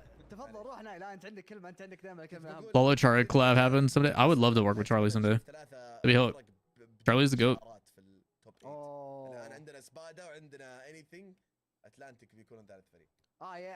Was pooping for 8. Okay. Good luck, man. بالذات ترى يا جيكاجي هذا عشان بعدين المستقبل بعيد. قصص النجاح الصعبه دي اللي تيجي من طرق بالفعل كلنا والله. بالفعل كلنا نحب. Laxatives will do that, bro. Laxatives will do that.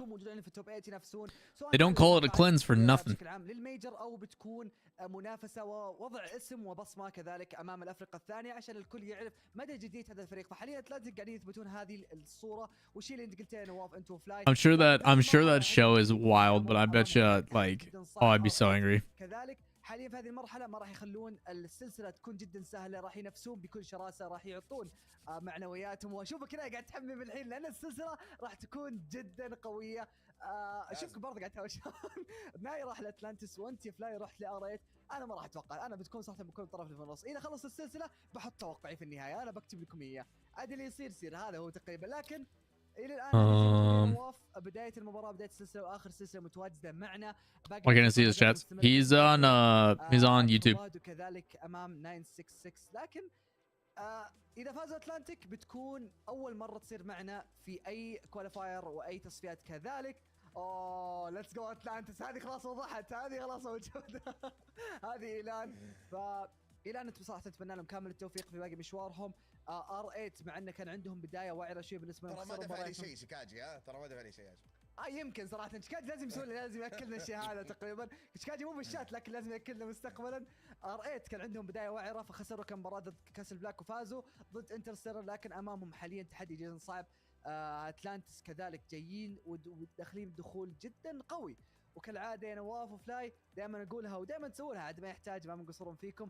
المباراه الجايه بتكون من افضل من كذلك النهايات، لان دائما افريقيا اللي تكون تحت هي اللي تكون نهايتها جدا جميله، وهي اللي دائما يطلعون افضل ما عندهم ويعطون افضل ختام وافضل صوره وكذلك جماليه. Yeah, it's been super good, Ginger. اليوم تكمن عند الفريقين.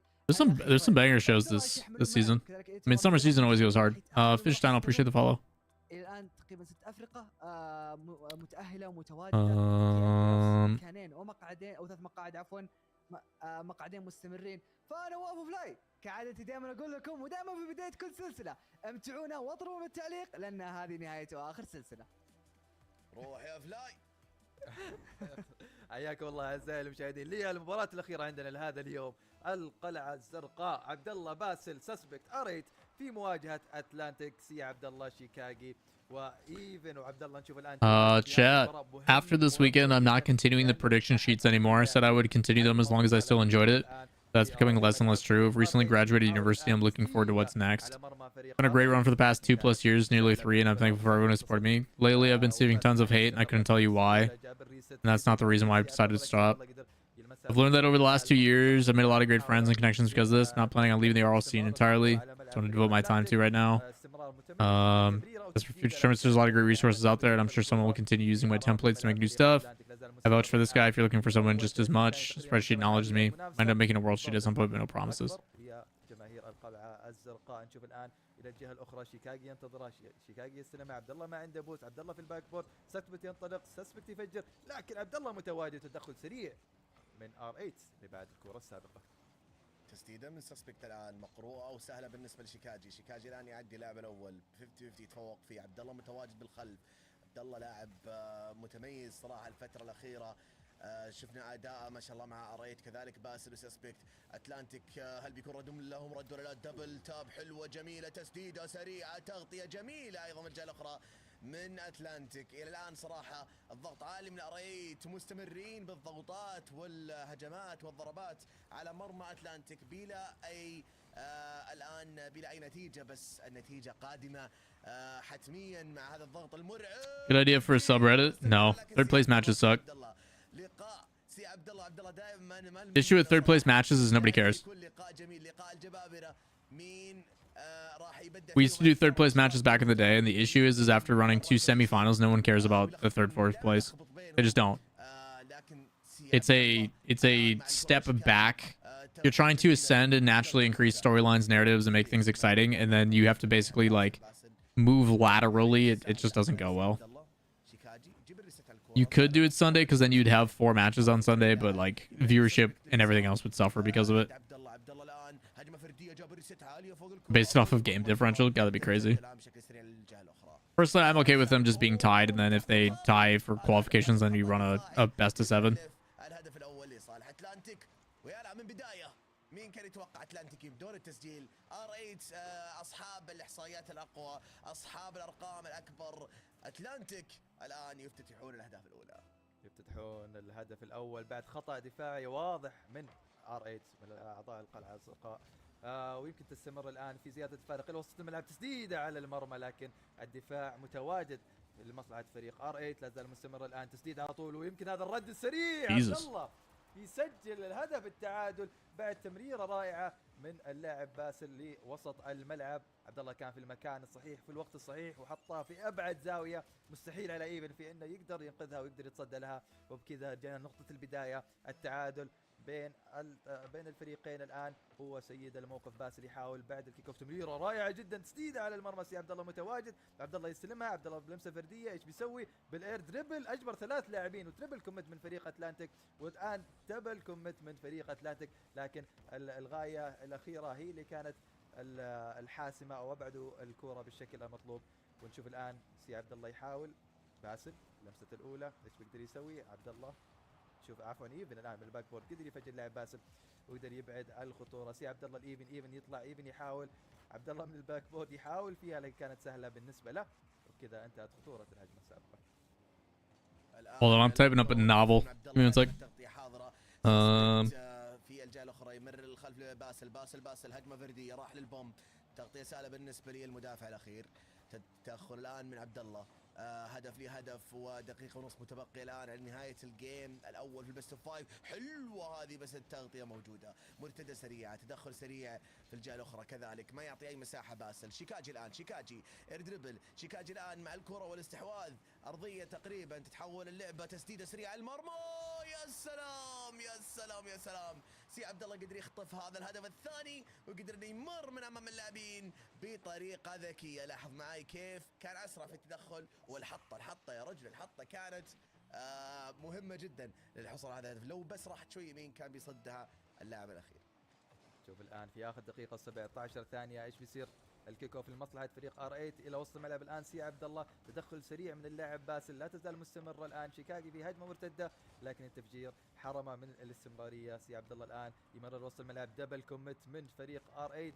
يمكن هذا الان نشوفه خطه دفاع، لكن سي عبد الله بحكم انه ما عنده البوس جل الكوره. عبد الله بلمسه الاولى، عنده لمسه ثانيه، ياخذها للدبل تاب، يحاول يسدد او يمرر اللاعب باسل. تصدي اتلانتيك كان بالشكل المطلوب وابعد خطوره الهجمه الماضيه. نشوف الان سي عبد الله يحاول تسديده من ايفن يسجل الهدف الثالث الان، 3-0 يتقدم بعد خلينا نقول تدخل رائع جدا من اللاعب ايفن، وتسديده برضو عفوا او تدخل فريق سي عبد الله اللي اجبر لاعبين فريق بشكل صحيح، اخذ ال50 واعطى كامل المساحه الايفن في انه يحقق هدفه. The bigger regions of fan bases for third, fourth place are way bigger than they are now. I mean, it's for viewership purposes. Like it's not even about the fan bases and stuff. It's just the average, like the person tuning into the RLCS doesn't want to watch two teams make top two and then be like, by the way, we gotta wait and we gotta go back so we can watch this 3-4 match that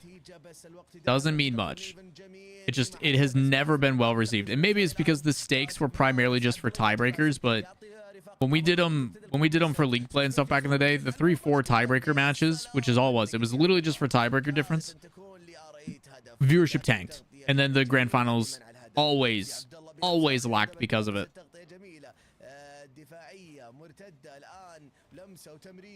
Hope can't do predictions. I don't think Adam is making prediction sheets anymore.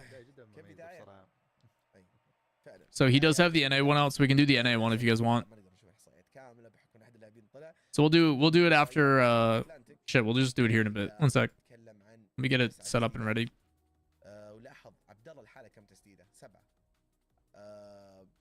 Could you see RLCS taking the tennis dudes win by 2 approach? Like, it'd be dope if they did. I'd actually be okay with that.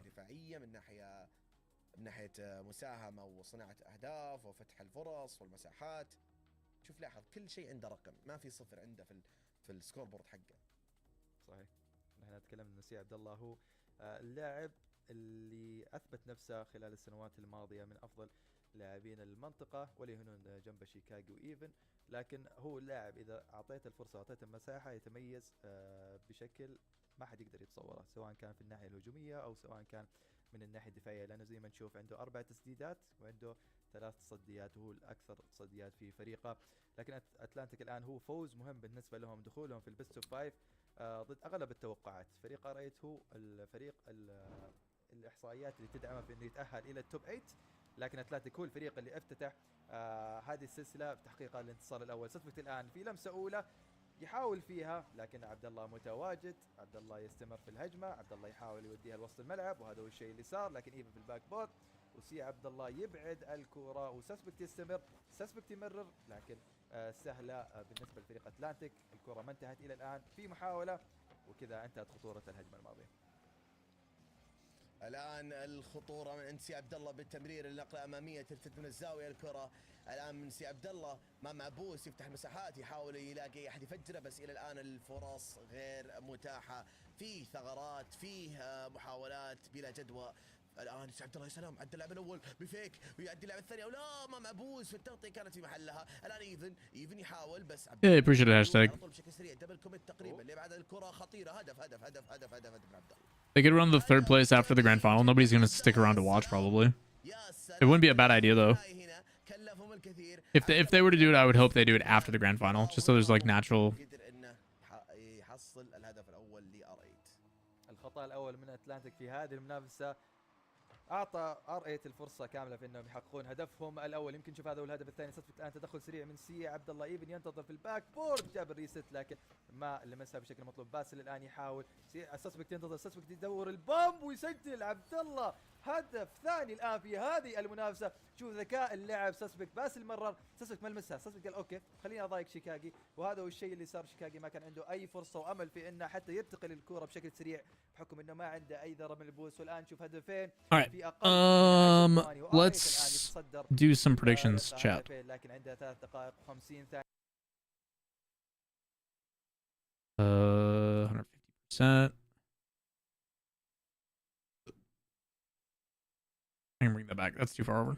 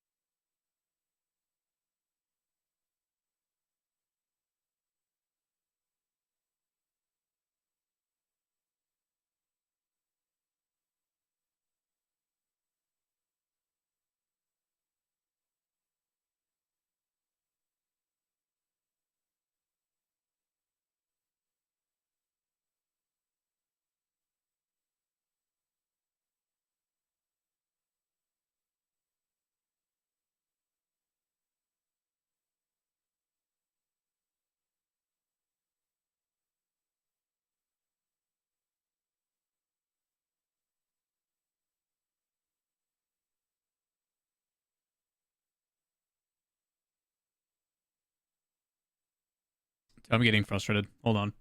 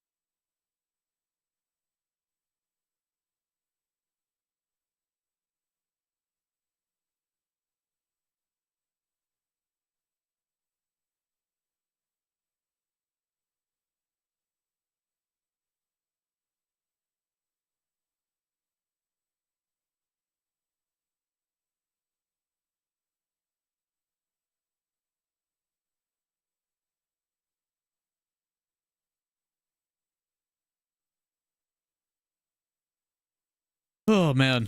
What's up, Ganja? Been a minute. Busy. Does energy have to win it all? The details are out. Ganja, check out my video that I put out today. Go to my YouTube page, which you're on right now. There should be a video that came out today with playoff scenarios.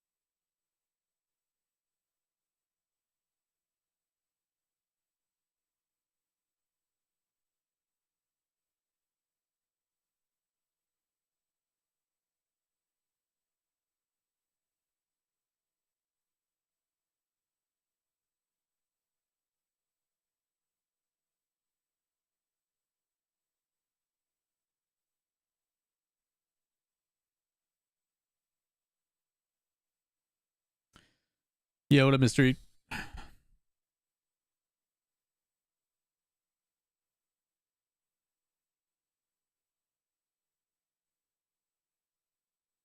Anyway,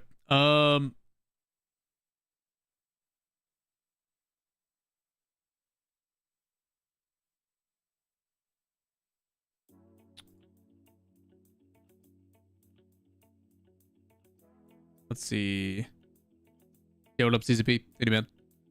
How do you see the world going, and what do you think of G2 so far? I think G2 obviously has shown they're the most consistent team at top 2 every single event. But well, again, that narrative is only because we've had one international event, so it's tough to really give them. But they've controlled their own fate really well through regionals, and again, consistency is something everybody strives for. So, but I think once you get top 8 at an international event, dude, shit's all over the place.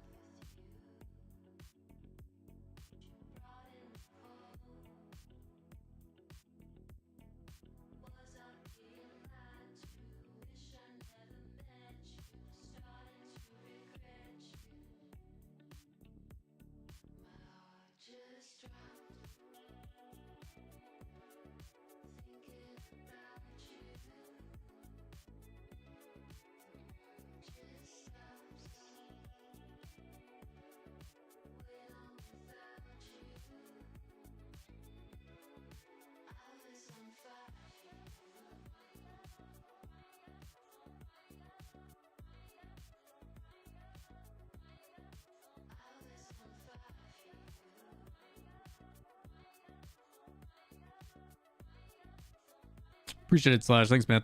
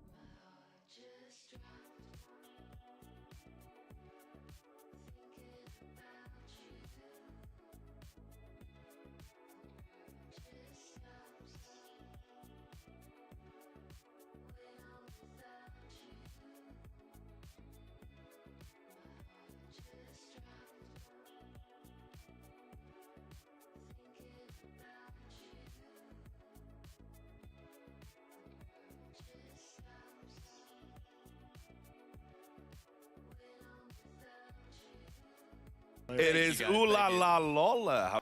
W? Something like that, Rukia. I'm getting tilted. I'm getting very tilted. I'm trying not to let it get to me.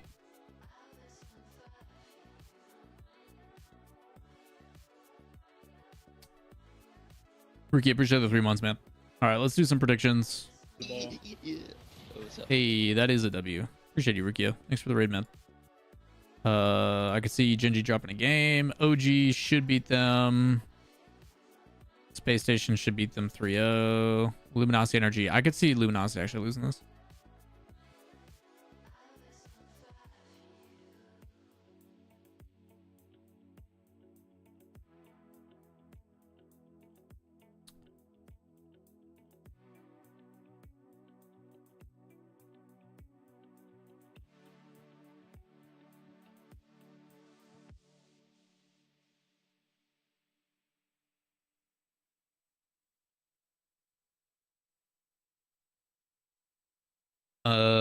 Energy 3-0 every match. I don't know about that one. What bracket is this? This is for qualifiers this weekend. This is for qual 6 for NA. Energy's boot camping. That's hype. Sounds good, Rukia. Have a good one, man. Thanks for hanging, dude.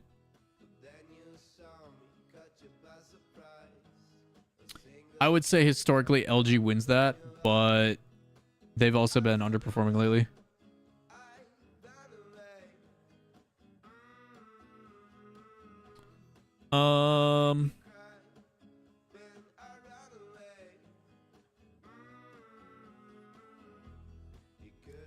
Do LG and Energy have a head-to-head? I think they do, don't they?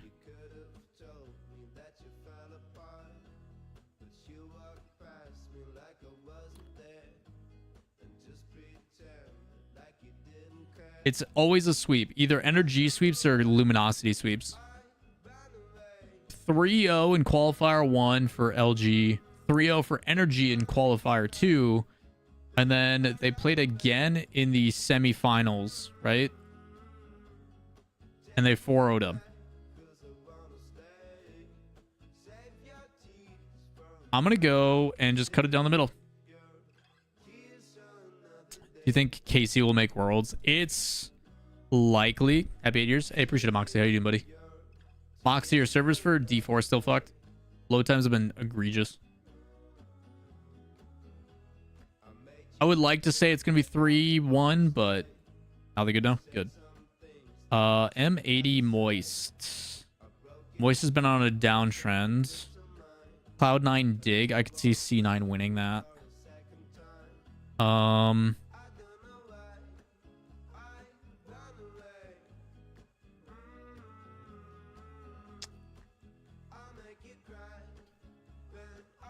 Dig's had moments, but Cloud9 has performed better lately. Didn't Dig just drop to lowers too?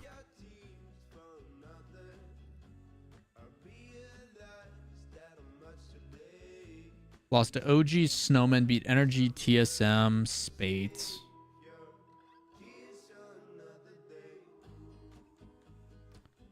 Dig lost to M80. No, they swept M80. We'll go 3-2 Dig. I could see Cloud9 winning that, though. I could definitely see Cloud9 winning that.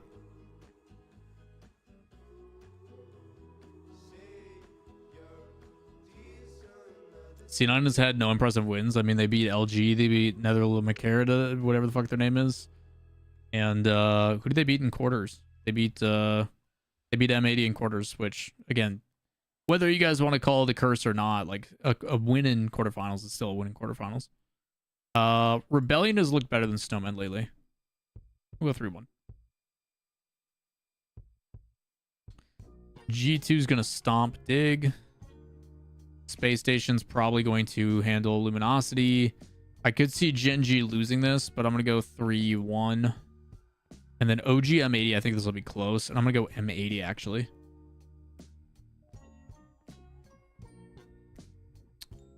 Actually, no, I'm going OG. G2, Genji, C9, and OG. There's no way Space Station misses.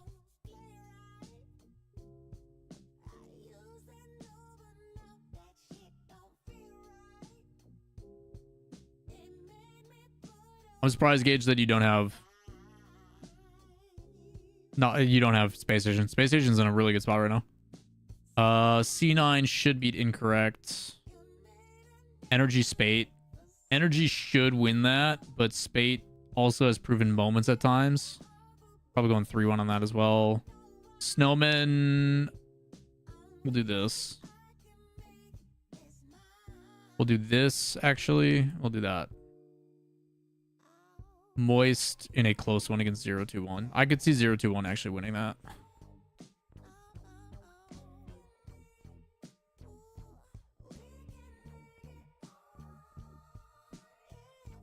Incorrect 0 games is crazy. How so?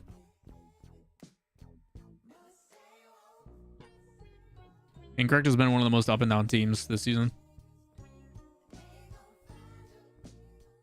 I could see a 3-0 from G2. I could really see G2 going perfect, but I think OG's got one game in them. What's up, Bryson? Hey, mid. Messy, that'd be crazy if they did. More down than up. Yeah. M80 Snowman is winnable for Snowman. Space Station Genji always. I'm actually gonna go Space Station this time around. Genji's been kind of iffy for me. I would like Genji to bounce back, but I could see Space Station taking it. What's up, Braze?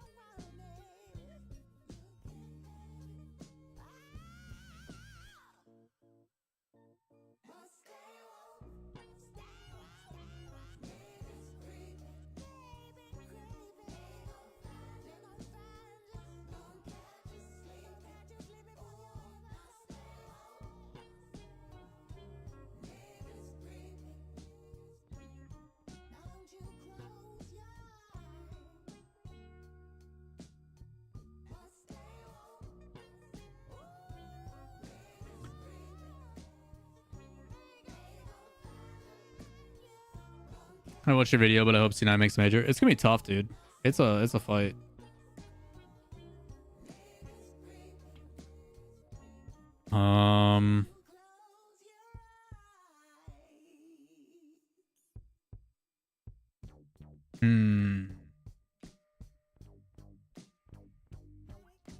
I don't foresee M80 beating the same ones again. Rebellion Moist, huh? I'm gonna go Rebellion in a 5. Dig over Energy in a close one. Luminosity should be able to beat C9, right?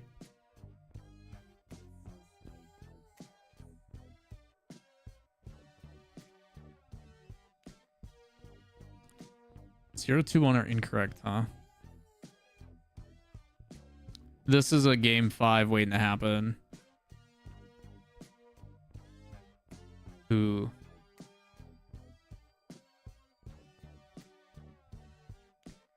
Rebellion is beating Moist 3-1 and 3-0. Well, there's pressure, and it's the last tournament of the year, so...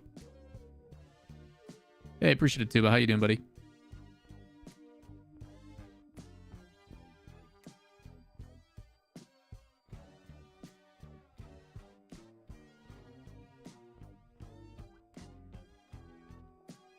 Nice, dude.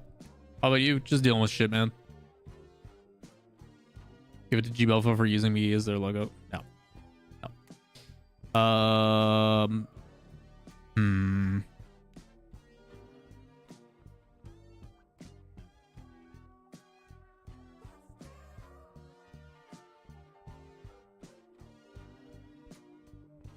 I'm probably gonna go... Ooh, that's... I'm probably gonna go incorrect. Thanks, Yeti. How you doing, man? I'm gonna believe in Toasty.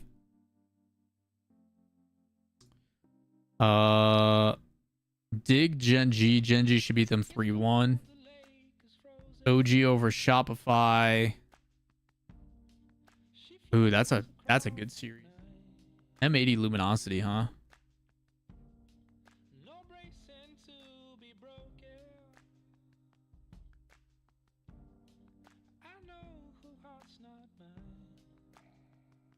Chad, what do you think? 3-1 or 3-2? I think 3-2.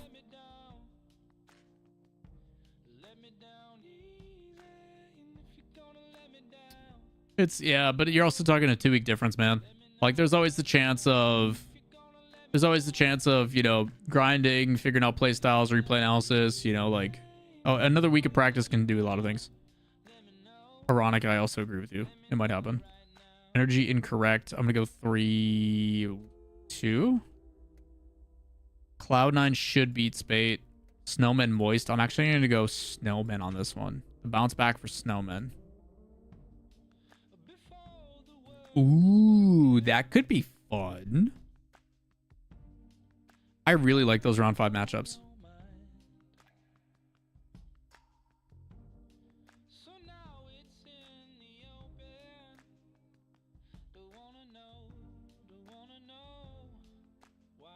I mean, Regional 2 Dank, they looked solid, but yeah, they definitely had like a Mickey run, if you want to call it that. C9 versus Energy, what year is it? 2017.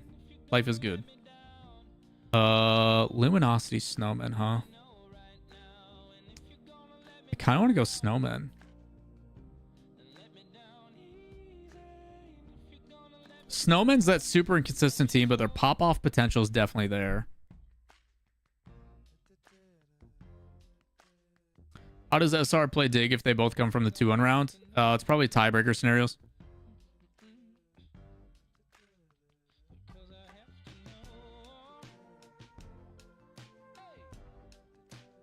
How does Shopify play Dig if they both come from 2-1?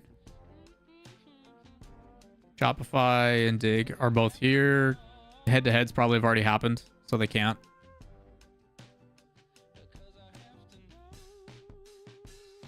I mean, let's look at the results so far for this split, right?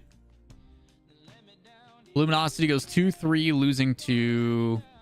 They beat Snowman. Ooh, they beat Snowman last time. 3-1 as well. Maybe I do it just for tiebreakers. It'll make tiebreakers more exciting. Rebellion Dig. I think Rebellion's looking better than Dignitas, but Dignitas I think is trending in a good direction. Both went 3-2. Shopify went through Energy, Moist, and Snowman. I'm gonna go Shopify here. I'm gonna go 3-2 Shop. That's a great series. I would be pumped to have that as a round 5. C9 NRG.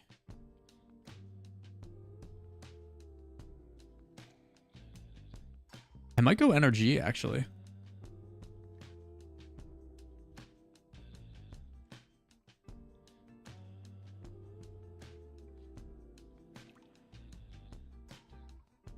I'm trying to think playstyle wise. Like, Energy's had some tough matchups. Like, Energy last week, just as a heads up, Energy had to play Space Station, Shopify, and Dig in their losses. While Cloud9 played... They lost to OG and Snowman, but they beat Spate, Energy... That's Dig. Cloud9 lost to M80 and TSM, and TSM bottled out hard. They barely beat, like... Dude, it's so weird. They went to 5 against BDW, who Energy beat 3-1. They went to 5 against Nether Canada, and then they beat Luminosity in a final round. Oh, man, they have a defensive playstyle. I think Energy might be able to take advantage of it. I think Energy is going to get a lot of space. Maybe Energy falls. So this goes one of two ways. Either Energy utilizes, right? Hear me out. Energy either utilizes the space that Cloud9 provides, or Cloud9 absorbs pressure well and then suffocates on offense like they did against LG. Ooh. God, I don't know. Like, Cloud9's offense was a lot better than what I expected it was going to be. Like, they definitely improved.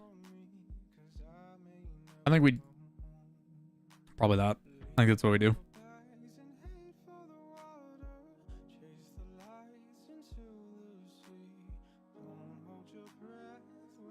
I don't think C9's bad, but I'm not, like, overly impressed with C9 either. Like, M80 should have smacked them, but M80 just mental issues and everything else. Yeah, a lot of these are tough to actually decide right now. What was that do for standings? Pretty much locks in these three. These two are still in quarters fighting. These two still have a chance for tiebreakers. These three have a chance for tiebreakers. Oh, shit. No, Snowman's out. So these teams would be... Luminosity needs a lot of... Okay. So... Can Luminosity beat Space Station? No. Not at the current state of things. Genji should beat Cloud9 pretty convincingly. This is a big match. That's a huge fucking match. And that'll probably be a 4-0. I think OG takes that. It's almost impossible not to pick OG, but that is a favorable matchup. What does that do for point rankings? That's it. That's our top 4. That's major, which is what I have predicted. Out of curiosity, what happens if we do the opposite, though?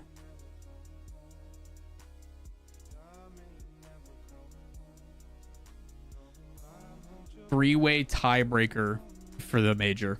That's what we're doing. Fuck everybody's opinion. We're doing a 3-way tiebreaker for the major. I don't give a shit about M80 not being able to do it. But I'm doing it for pure story. I don't give a fuck about anything else. I don't give a shit if it doesn't make sense, but I'm doing it. Playstyle wise, I think M80's got a decent chance against OG. We'll make it a game 7 just to be like, hey, it could go either way type of bullshit, but like...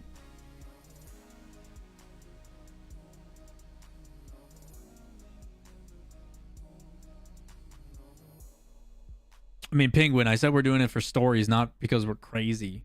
Okay. What happens if this happens? They still got to go to the grand finals, man, which ain't happening.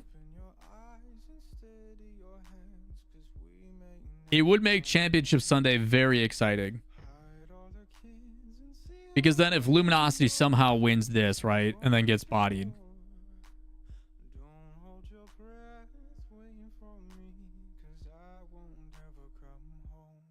then you've got a 4-way tie.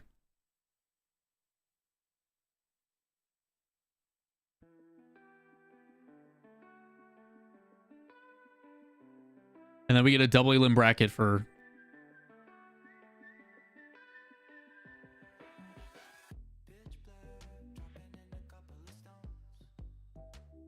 Potentially. I mean, it's what's needed for LG. Like, LG has to have that kind of performance again in order to qualify.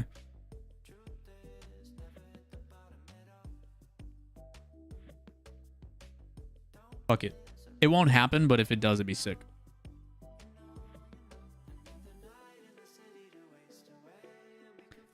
I would like to see at least a 3-way tiebreaker. I could realistically seeing a 3-way tiebreaker or the spot happen. I could actually see that. But realistically, I assume one of these teams will not make top 8. I would expect an upset, maybe Snowman or something like that come in instead. Maybe Cloud9 doesn't lose and they swap. Like, I could definitely see one of them not making it.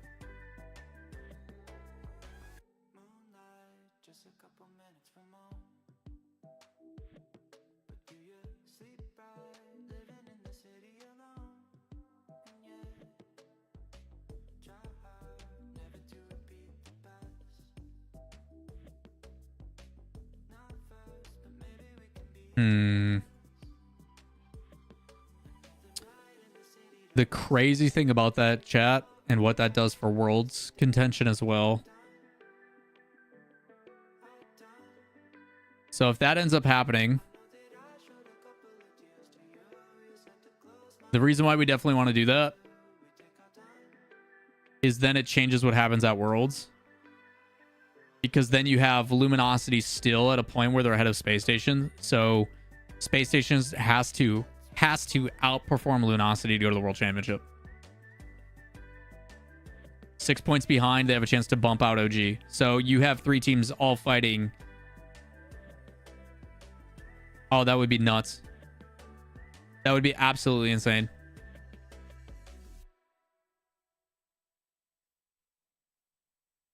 God, I do not envy that situation.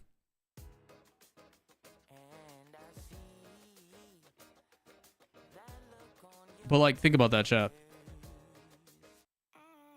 So like, you get 7 points for 12. Yeah, but again, you never know what happens.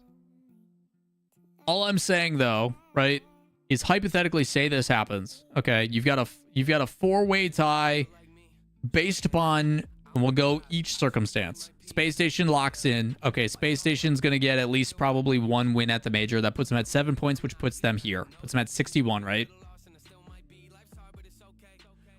But now you're looking at Luminosity and OG. Okay, which one is going? So you now go back to this. Who qualifies instead? I would say one of these two is more likely to qualify than one of these two.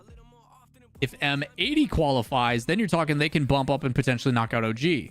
And you've got multiple teams all fighting for that spot for Worlds.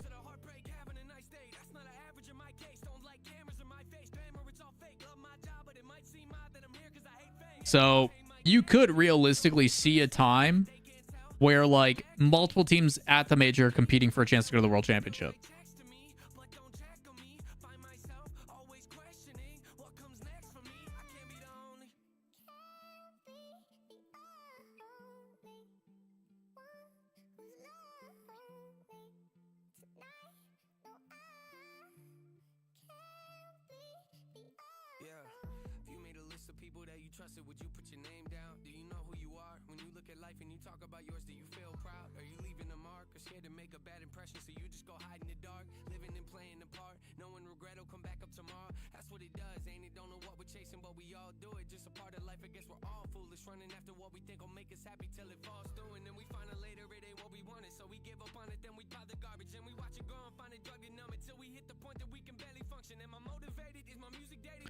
So the Rocket League Twitter just put out pool shots with a scarab, and I'm like, is this a new game mode they're promoting? It's literally just a video.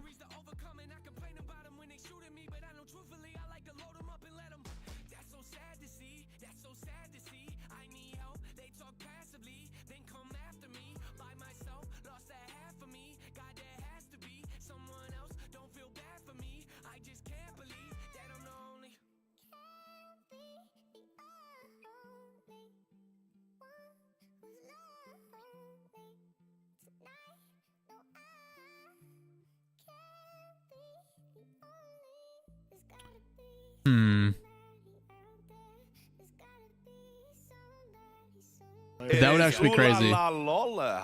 Thank you, Lawler, for your analysis and everything you bring to RLCS. Appreciate it, Darkburst. Thanks, man. One of the best to ever do it. Darkburst, appreciate the 5 months, man. Greatly appreciate it. Thank you for the kind words and all the support, dude.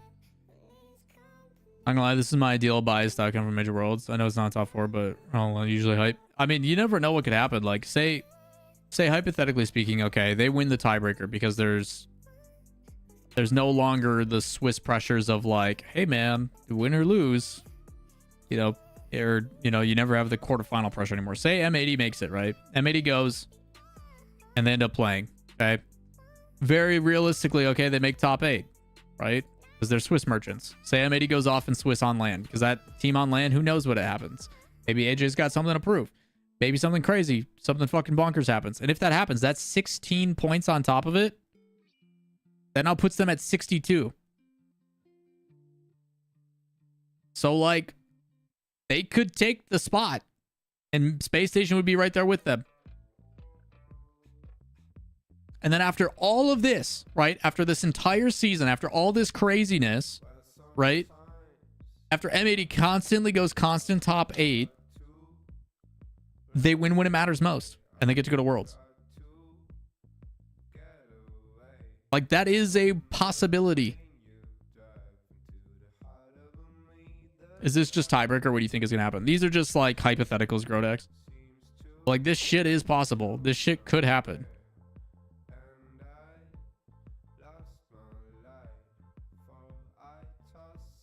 Which, like, holy fuck. The drama. You know? Like, if that shit actually went down I think the internet would break for a day. Hey, appreciate it, Extreme. Thanks, man.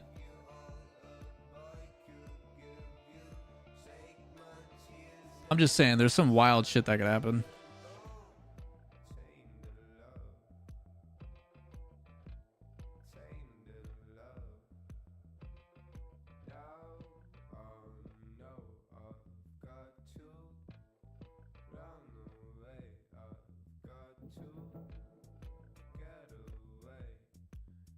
I really want Snowman to make it. I mean, if they make quarterfinals, then they're back into that tiebreaker scenario, right? We get 2 champ Sundays in one day, except for the second is for 1 major spot. Oh, 100%. It'd be crazy. Because I'm pretty sure they play these immediately after. Biggest drama is going to be if Oxygen take KC world spot. I mean, you say that. But, like, if KC shits the bed, you know, for three events in a row, like, it is what it is. What's up, Fizzy? What are my predictions? If I had to guess, I would assume OG, Gen G, Space Station G2 go. If I had to guess. I don't foresee... I would like to see M80 potentially pop off here. I don't see LG winning this. Space Station's been playing too fucking good. So I would assume LG's out of the running. I think your 3 guaranteed locked up for the major are G2, Gen G, Space Station. And then that 4th spot, you might see like a 3-way tiebreaker. Between like OG, Cloud9, M80. Something like that. Wonder if we're going to get 1 show matches again at Worlds. I have no idea. I have no idea how they're going to level up or if they're going to change anything or, you know, what they're going to try and do to make it more entertaining. But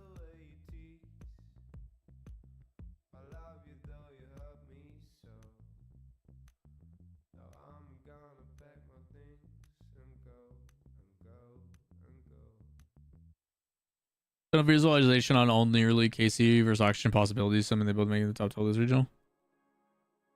Yeah, you were telling me about that, Rosers, that you did a bunch of playoff scenarios and shit on it.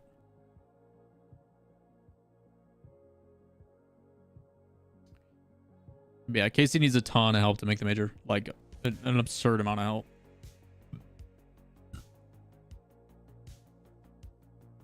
But yeah.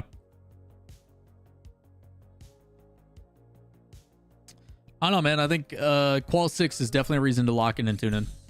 They're not making it. I mean, it's almost impossible, isn't it? Like, the realistic side of things. Willem, how you doing, man? The realistic side of things of them making it is just, it's so difficult.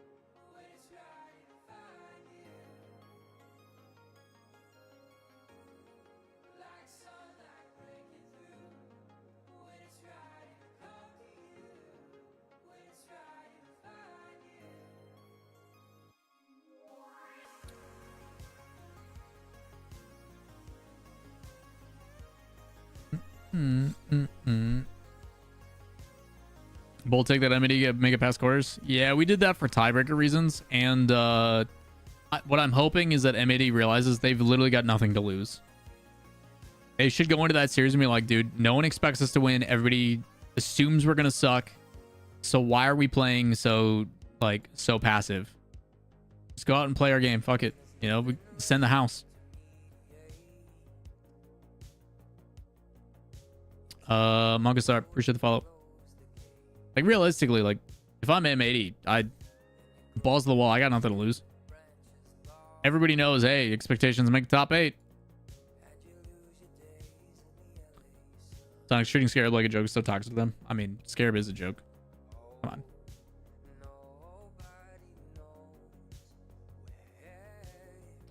Stupid, weird little car.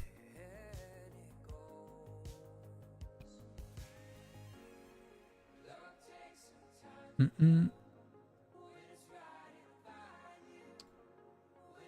right, chat. We've got to make a video.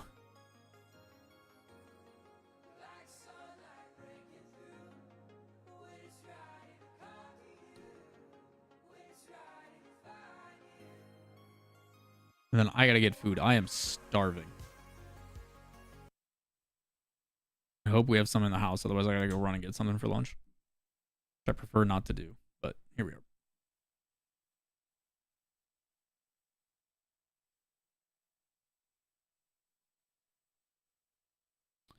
All right, chat. Let's do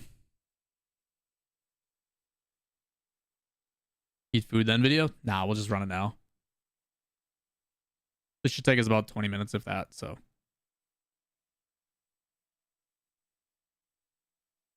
Archangel for what?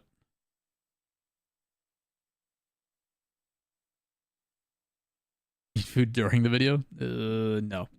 It's a different type of video. The Falcons job I mentioned? Oh shit, that's crazy, dude.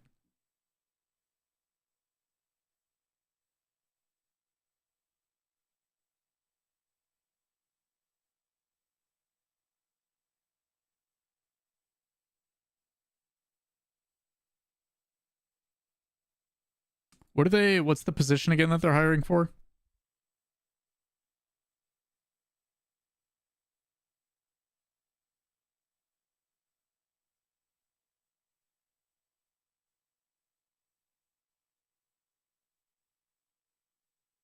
Video production assistant? Nice. That'd be cool.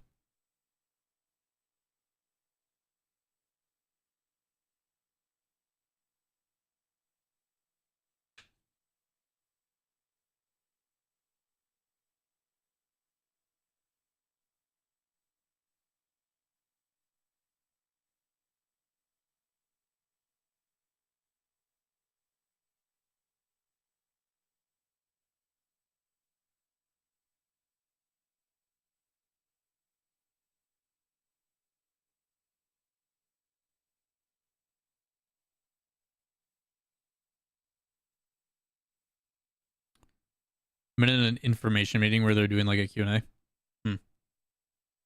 Interesting.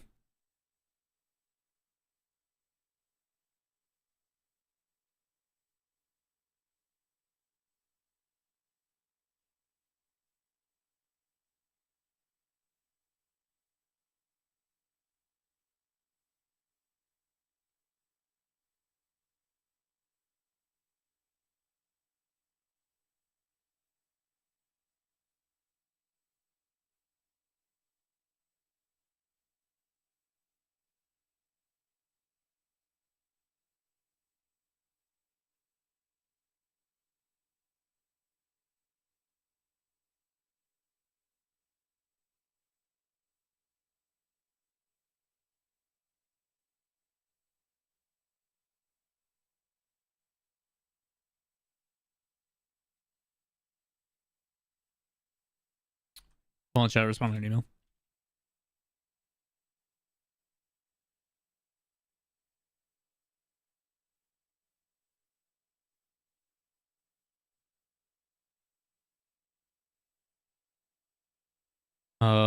Q&A stream is good video gonna be. We're probably gonna start them not this week, but the next week. A lot of people are asking dumb questions in here. I mean, that's how it goes. All right, let's record this. That's the wrong one. All right, here we go.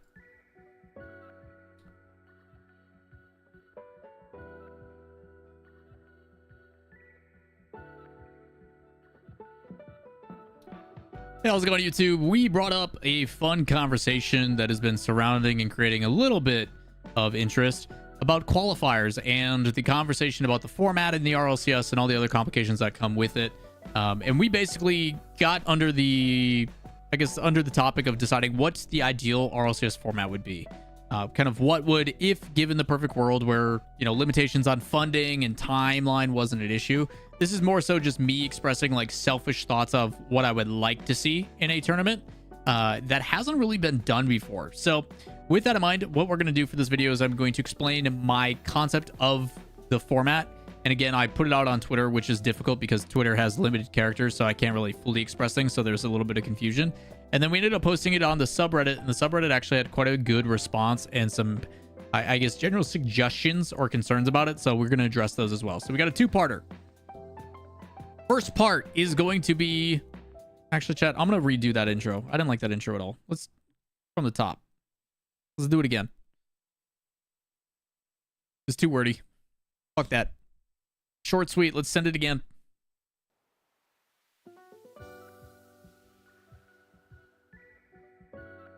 Hey,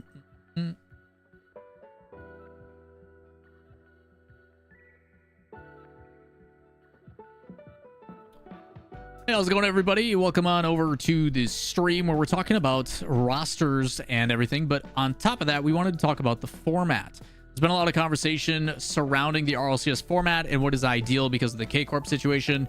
And while a lot of people want an auto bid into Swiss, that's not my reasoning for it. So I ended up putting out a tweet in full about what I think the ideal format could look like. So we're going to do this video in two parts. First part is I'm going to explain this tweet. Obviously, characters are limited, so there's been some misconceptions. And then in the second part, we're actually going to look at the discussion that happened on the subreddit and address some of those questions as well. But more importantly, if you guys enjoy the content, like, subscribe, notifications.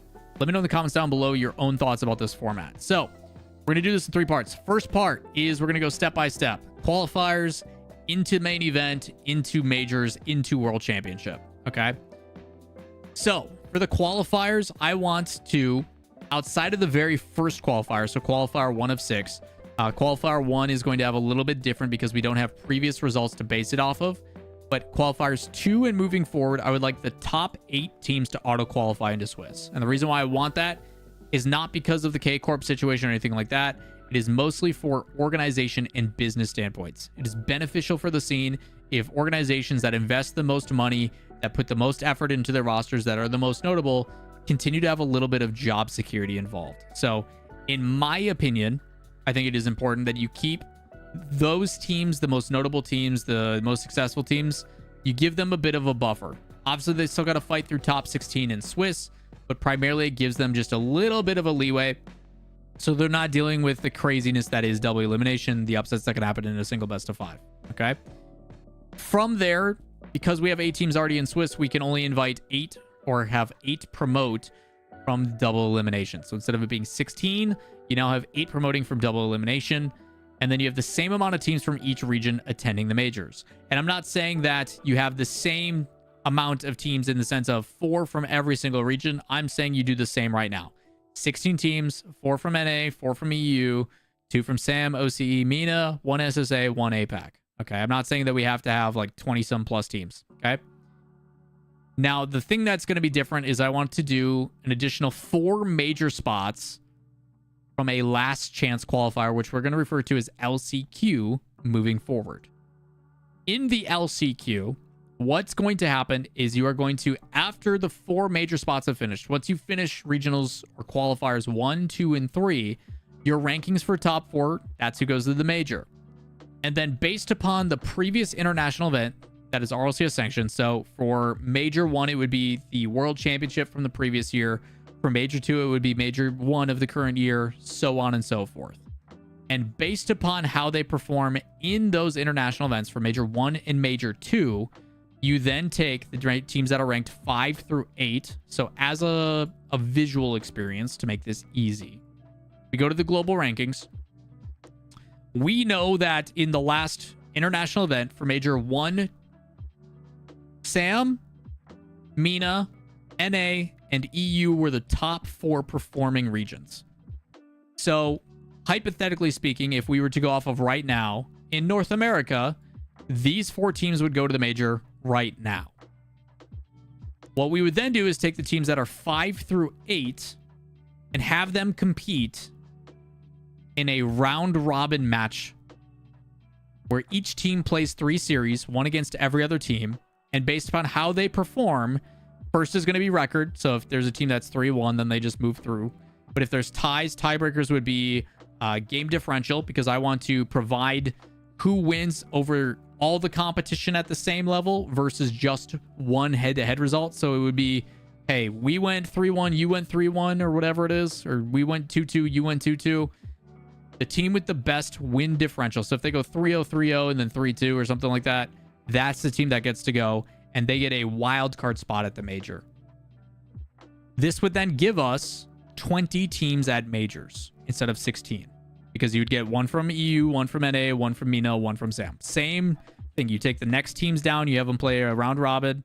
It gives us a last chance qualifier, LCQ teams, that then come in as the lowest seeds. These teams would be seeded as teams 17, 18, 19, and 20. So then, if we get to the major, we now have our 20 teams. How would we go about doing this? We would do a first round bye for the teams with the top seeds. You then put these teams into a double elimination first round bye for the top seeds. Okay. And a lot of people go, well, how does that work? How does that play out? I did a very quick example of it with a first round bye where you have the 4-5 seed in each group play each other. It looks like so. So you'd have the two lowest ranking teams play each other in the first round. The winner of that ends up going and playing the number 1 seed. By the way, this is just a placeholder. I know these aren't the top seeds right now, but you just have that as a placeholder. That team who loses drops down. You have 2-3 play each other.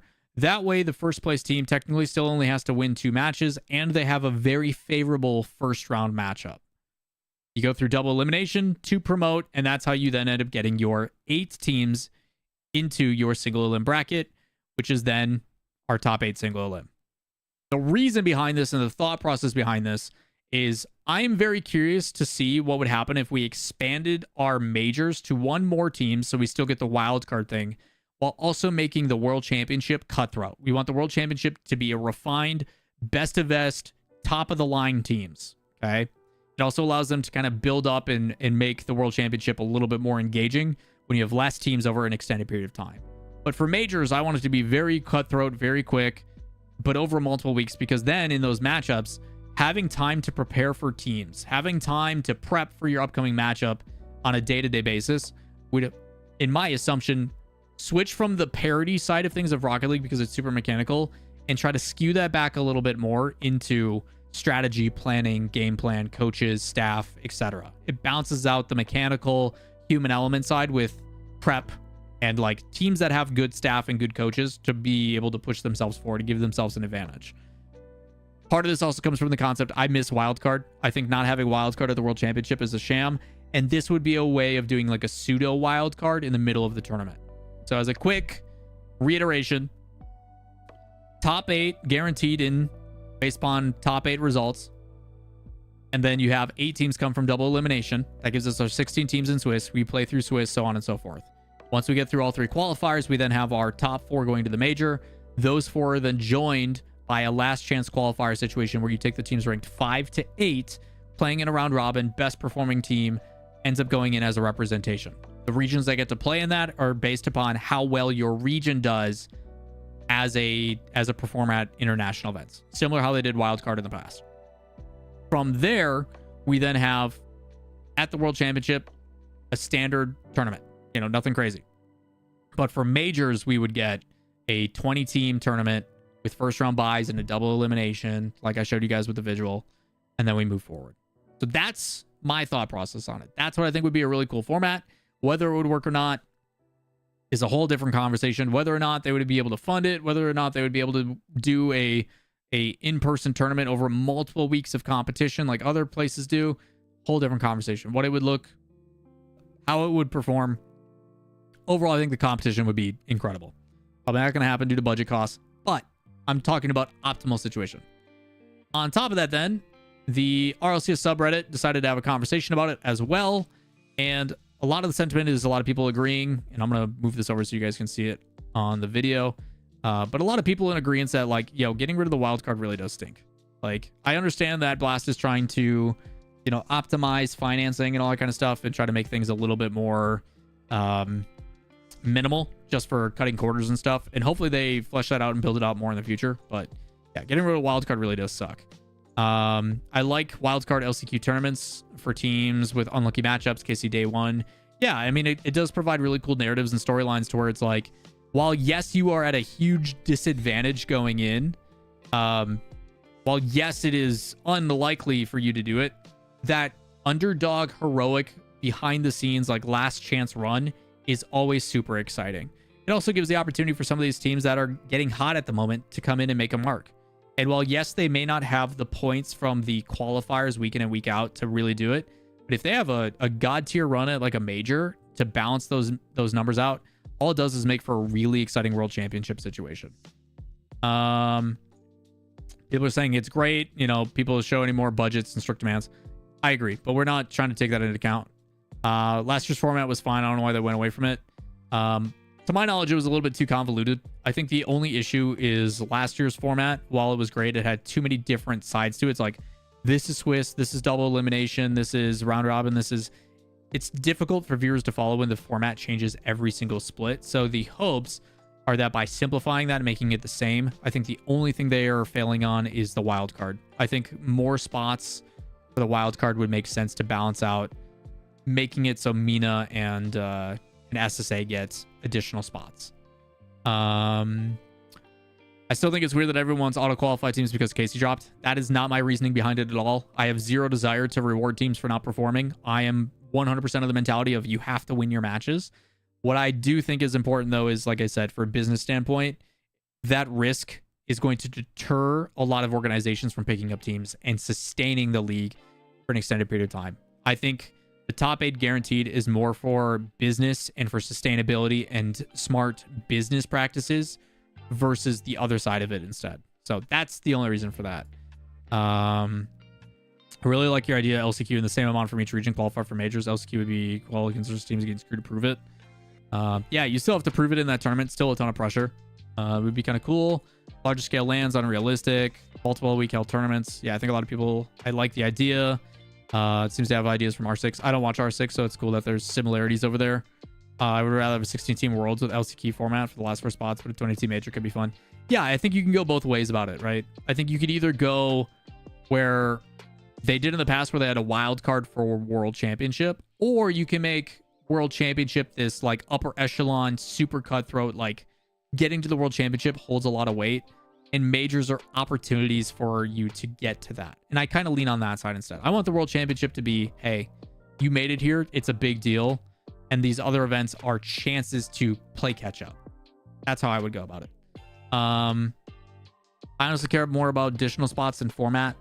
I think mine is a good balance of that without kind of overdoing it. Love group stage formats. I'm a big fan of group stage stuff too, just because it does weed out teams. I think a lot of people like double elim. Not sure I'm a fan with auto call Swiss play group that they don't need to play the whole weekend. It has nothing to do with that either. You know, I think a lot of people have the perception of why people want that auto in. I don't think the double elimination is the problem. It's not my reasoning for it. I think you should win your matches.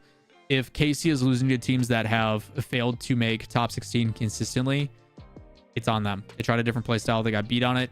And notice how none of the pros are blaming the format. Maybe that's them just being professional, but like realistically, I don't think it has anything to do with that. Multiple weeks as in more than 2, big fat no to that. Apparently this person does not like Rocket League. I like the competition. Too much changing the top for casual viewers and orgs. I'd rather watch Turbo's Cheeks run. I mean, that's just personal preference on what you like. A few years ago, watching the Old Energy separate tournament major, I forgot what it felt. I mean, you would kind of get the same view for the last chance qualifiers potentially.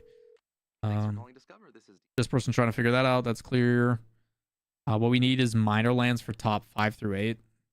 People don't want to watch minor lands for top 5 through 8 is weird because why would we want to land for secondary? Why are we rewarding teams for being worse? You know, it's kind of a like an odd feeling. What they should do is if they're going to do minor lands, they should just do open qualifiers where everybody can show up and play. If you want to, if your org wants to pay for you guys to get there and sign up and compete, there should be just pure open live events, like DreamHacks used to be in the past. Like DreamHacks were 32-team open qualifiers, and it was crazy. They did have some invites to that as well, though. But yeah, it's just those take a lot of time. It's a lot of matches. I think top 8 qualifiers is a must. And on top of that, teams ranked 16 to 24 should also skip the last day of open quals. I don't know if I agree with that. I think we've seen a lot of a lot of mix up between 16 and 24. And that gauntlet is good and healthy for the scene. Psyonix, I can tell you, Epic Games particularly, will always ask for an open qualifier system. They like the storyline of you have a chance to be this no name and make it through if you are good enough. While unlikely, that underdog story is something they will always adhere to. Upsets are good for entertainment. It's just trying to find a balance between those two things. Groups always has the worst tiebreakers. I mean, the issue with groups is you can never, with tiebreakers, you can never appeal to everyone. But again, if I was to do a group tiebreaker, well, there's no tiebreakers in groups for that because it's double a limb. You just have seeding, winner wins, loser loses. Simple as that. But for tiebreakers for the last chance qualifier for a round robin, I would do game differential, which like obviously your record is number 1. If you go 2-2 with another team that's also 2-2, first tiebreaker would be game differential because I want the team that is performing better across multiple matches to be the one that makes it through.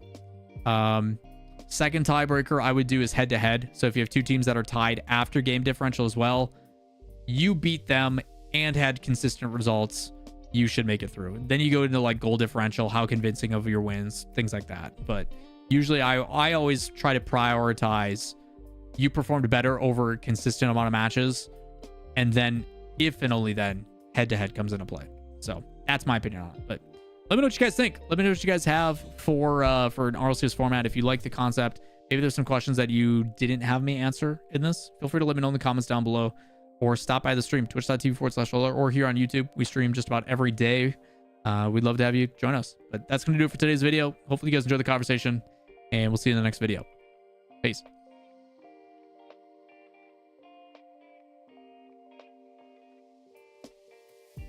Gio, appreciate the follow, man.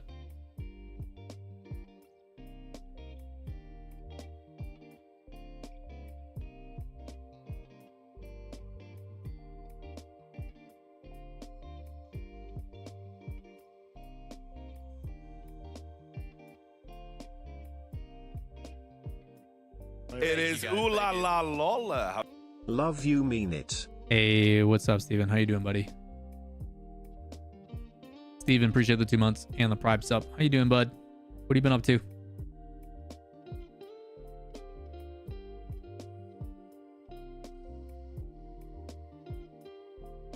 making a vid on your Qual 6 predictions? Probably not, Slash. No, Fireworks is also a Steven. Getting married in 9 days. No pressure. No pressure. That's hype, dude.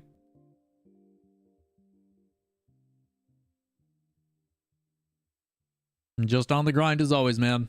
Hoping for that full-time position. Applying to jobs like crazy and hoping to land with an org. You know, here we are.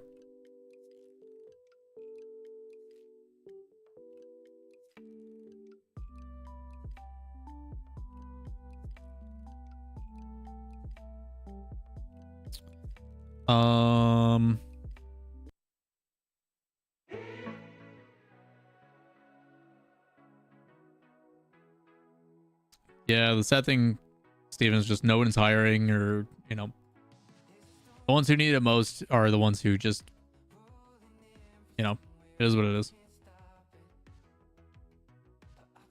It's just there's been some consulting that I've been doing that's just like driving me crazy. And it's just like after a certain point, it's like I can only take so much, you know? But it's like you put up with it, but it's like, how long am I going to continue to put up with this until I get to a point where I'm just like, I can't do this shit anymore for my sanity. It's been like 2 years of it. I'm just like, dude. I don't know what a world looks like where I like just do my job and work a 9 to 5 and don't have to worry about, am I able to pay my bills this month? You know? Like, it just takes a fucking toll on you, man. I don't know. Shit's rough, dude. And I know I'm not the only one dealing with it, but it's just like, fuck. I've never been like so qualified and so like so able to do a position but not be able to get a job. What's up, Brock? How you doing, man? Like, I've never had a better resume in my life.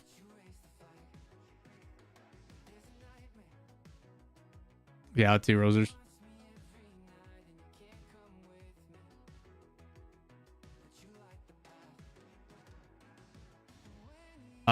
Chat.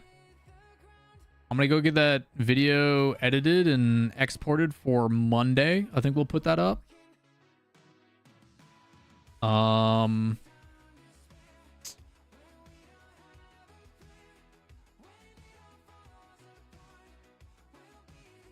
Yeah, I think I'm gonna edit that video and get it out for Monday. And then tomorrow we got a watch party for Qual 6. We'll be live around like 11 Central, about an hour before matches to hang and get ready. We'll probably redo predictions with y'all and get things going. Saturday, I think we might watch party. I'm not entirely sure. There's a chance that I go up north. I'm still debating. I have friends that are going up to a cabin, but my girlfriend has an appointment on Saturday, so we'd have to go late. So we'd only go for like a day. We would go for Saturday night. We'd get there Saturday night, be there all day Sunday, and then come back Monday. So I'm trying to think if it's worth it, or if her and I just do something this weekend instead. You know, her and I go golfing or do something on our own. We've got a bunch of like shows and shit to catch up on too, so we might keep it chill. I don't know. Her and I haven't had like a relaxed weekend in a while. It's been crazy fucking go all the goddamn time. So save the gas, IMO. I mean, it'd be nice. Like, I don't think you guys have seen that. Like, the up north is like, it's literally you just sit in the water in a lawn chair all fucking day. And like, let's see how many miles it is.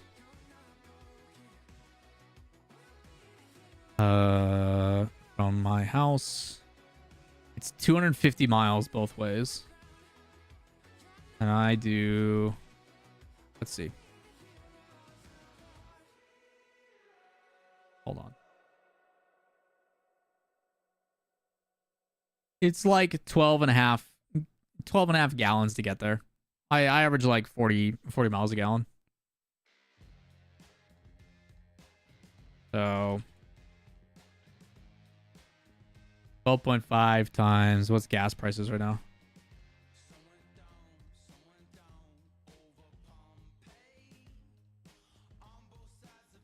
Like 330-ish.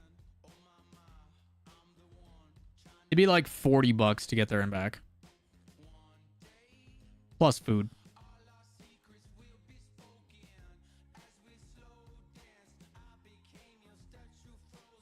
Up north shit looked fun as hell. Yeah, it's a good time.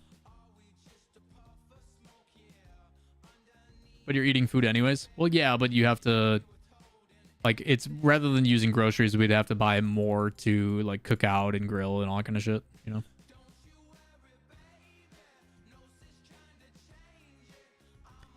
It's just like, do I want to drive 8 hours for what is essentially like a day and one night, you know? Like, yeah, it'd be cool to see my friends and whatnot, but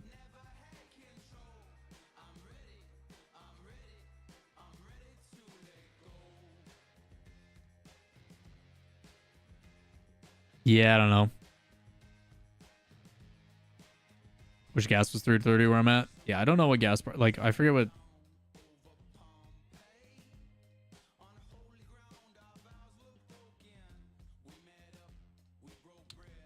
Right now, gas is in my county.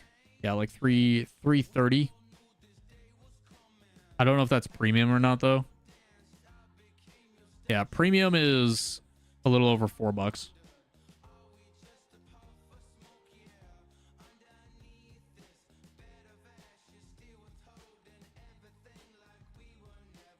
Hot dog or hamburger guy? Probably hamburger, but it depends. My buddy always brings like venison dogs, like venison like cheddar dogs. Oh, so fucking good. Yeah, it varies, but usually a hamburger. But you can also do like grilled chicken on the over the fire and stuff too. So depends what you're feeling. Or you do like what is it? pudgy pies. Do you guys ever have those? Pudgy pies, you basically take like 2 pieces of bread, you put a bunch of shit in the middle, like pizza sauce and like pepperonis and cheese and shit, and then you cast iron skillet that bitch, and then you heat it over the fire, and you basically have like a over the fire hot pocket. Shit's so good. You can make them with like desserts and stuff too.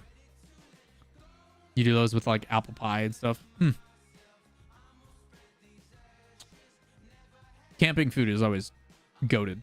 It's so yummy. Or you just wrap like veggies in tinfoil. You take like whole peppers, onions, tomatoes, whatever. You wrap it in tinfoil. And you just let that shit sit either in the fire or over the fire for hours. And then it becomes caramelized. So good. So good.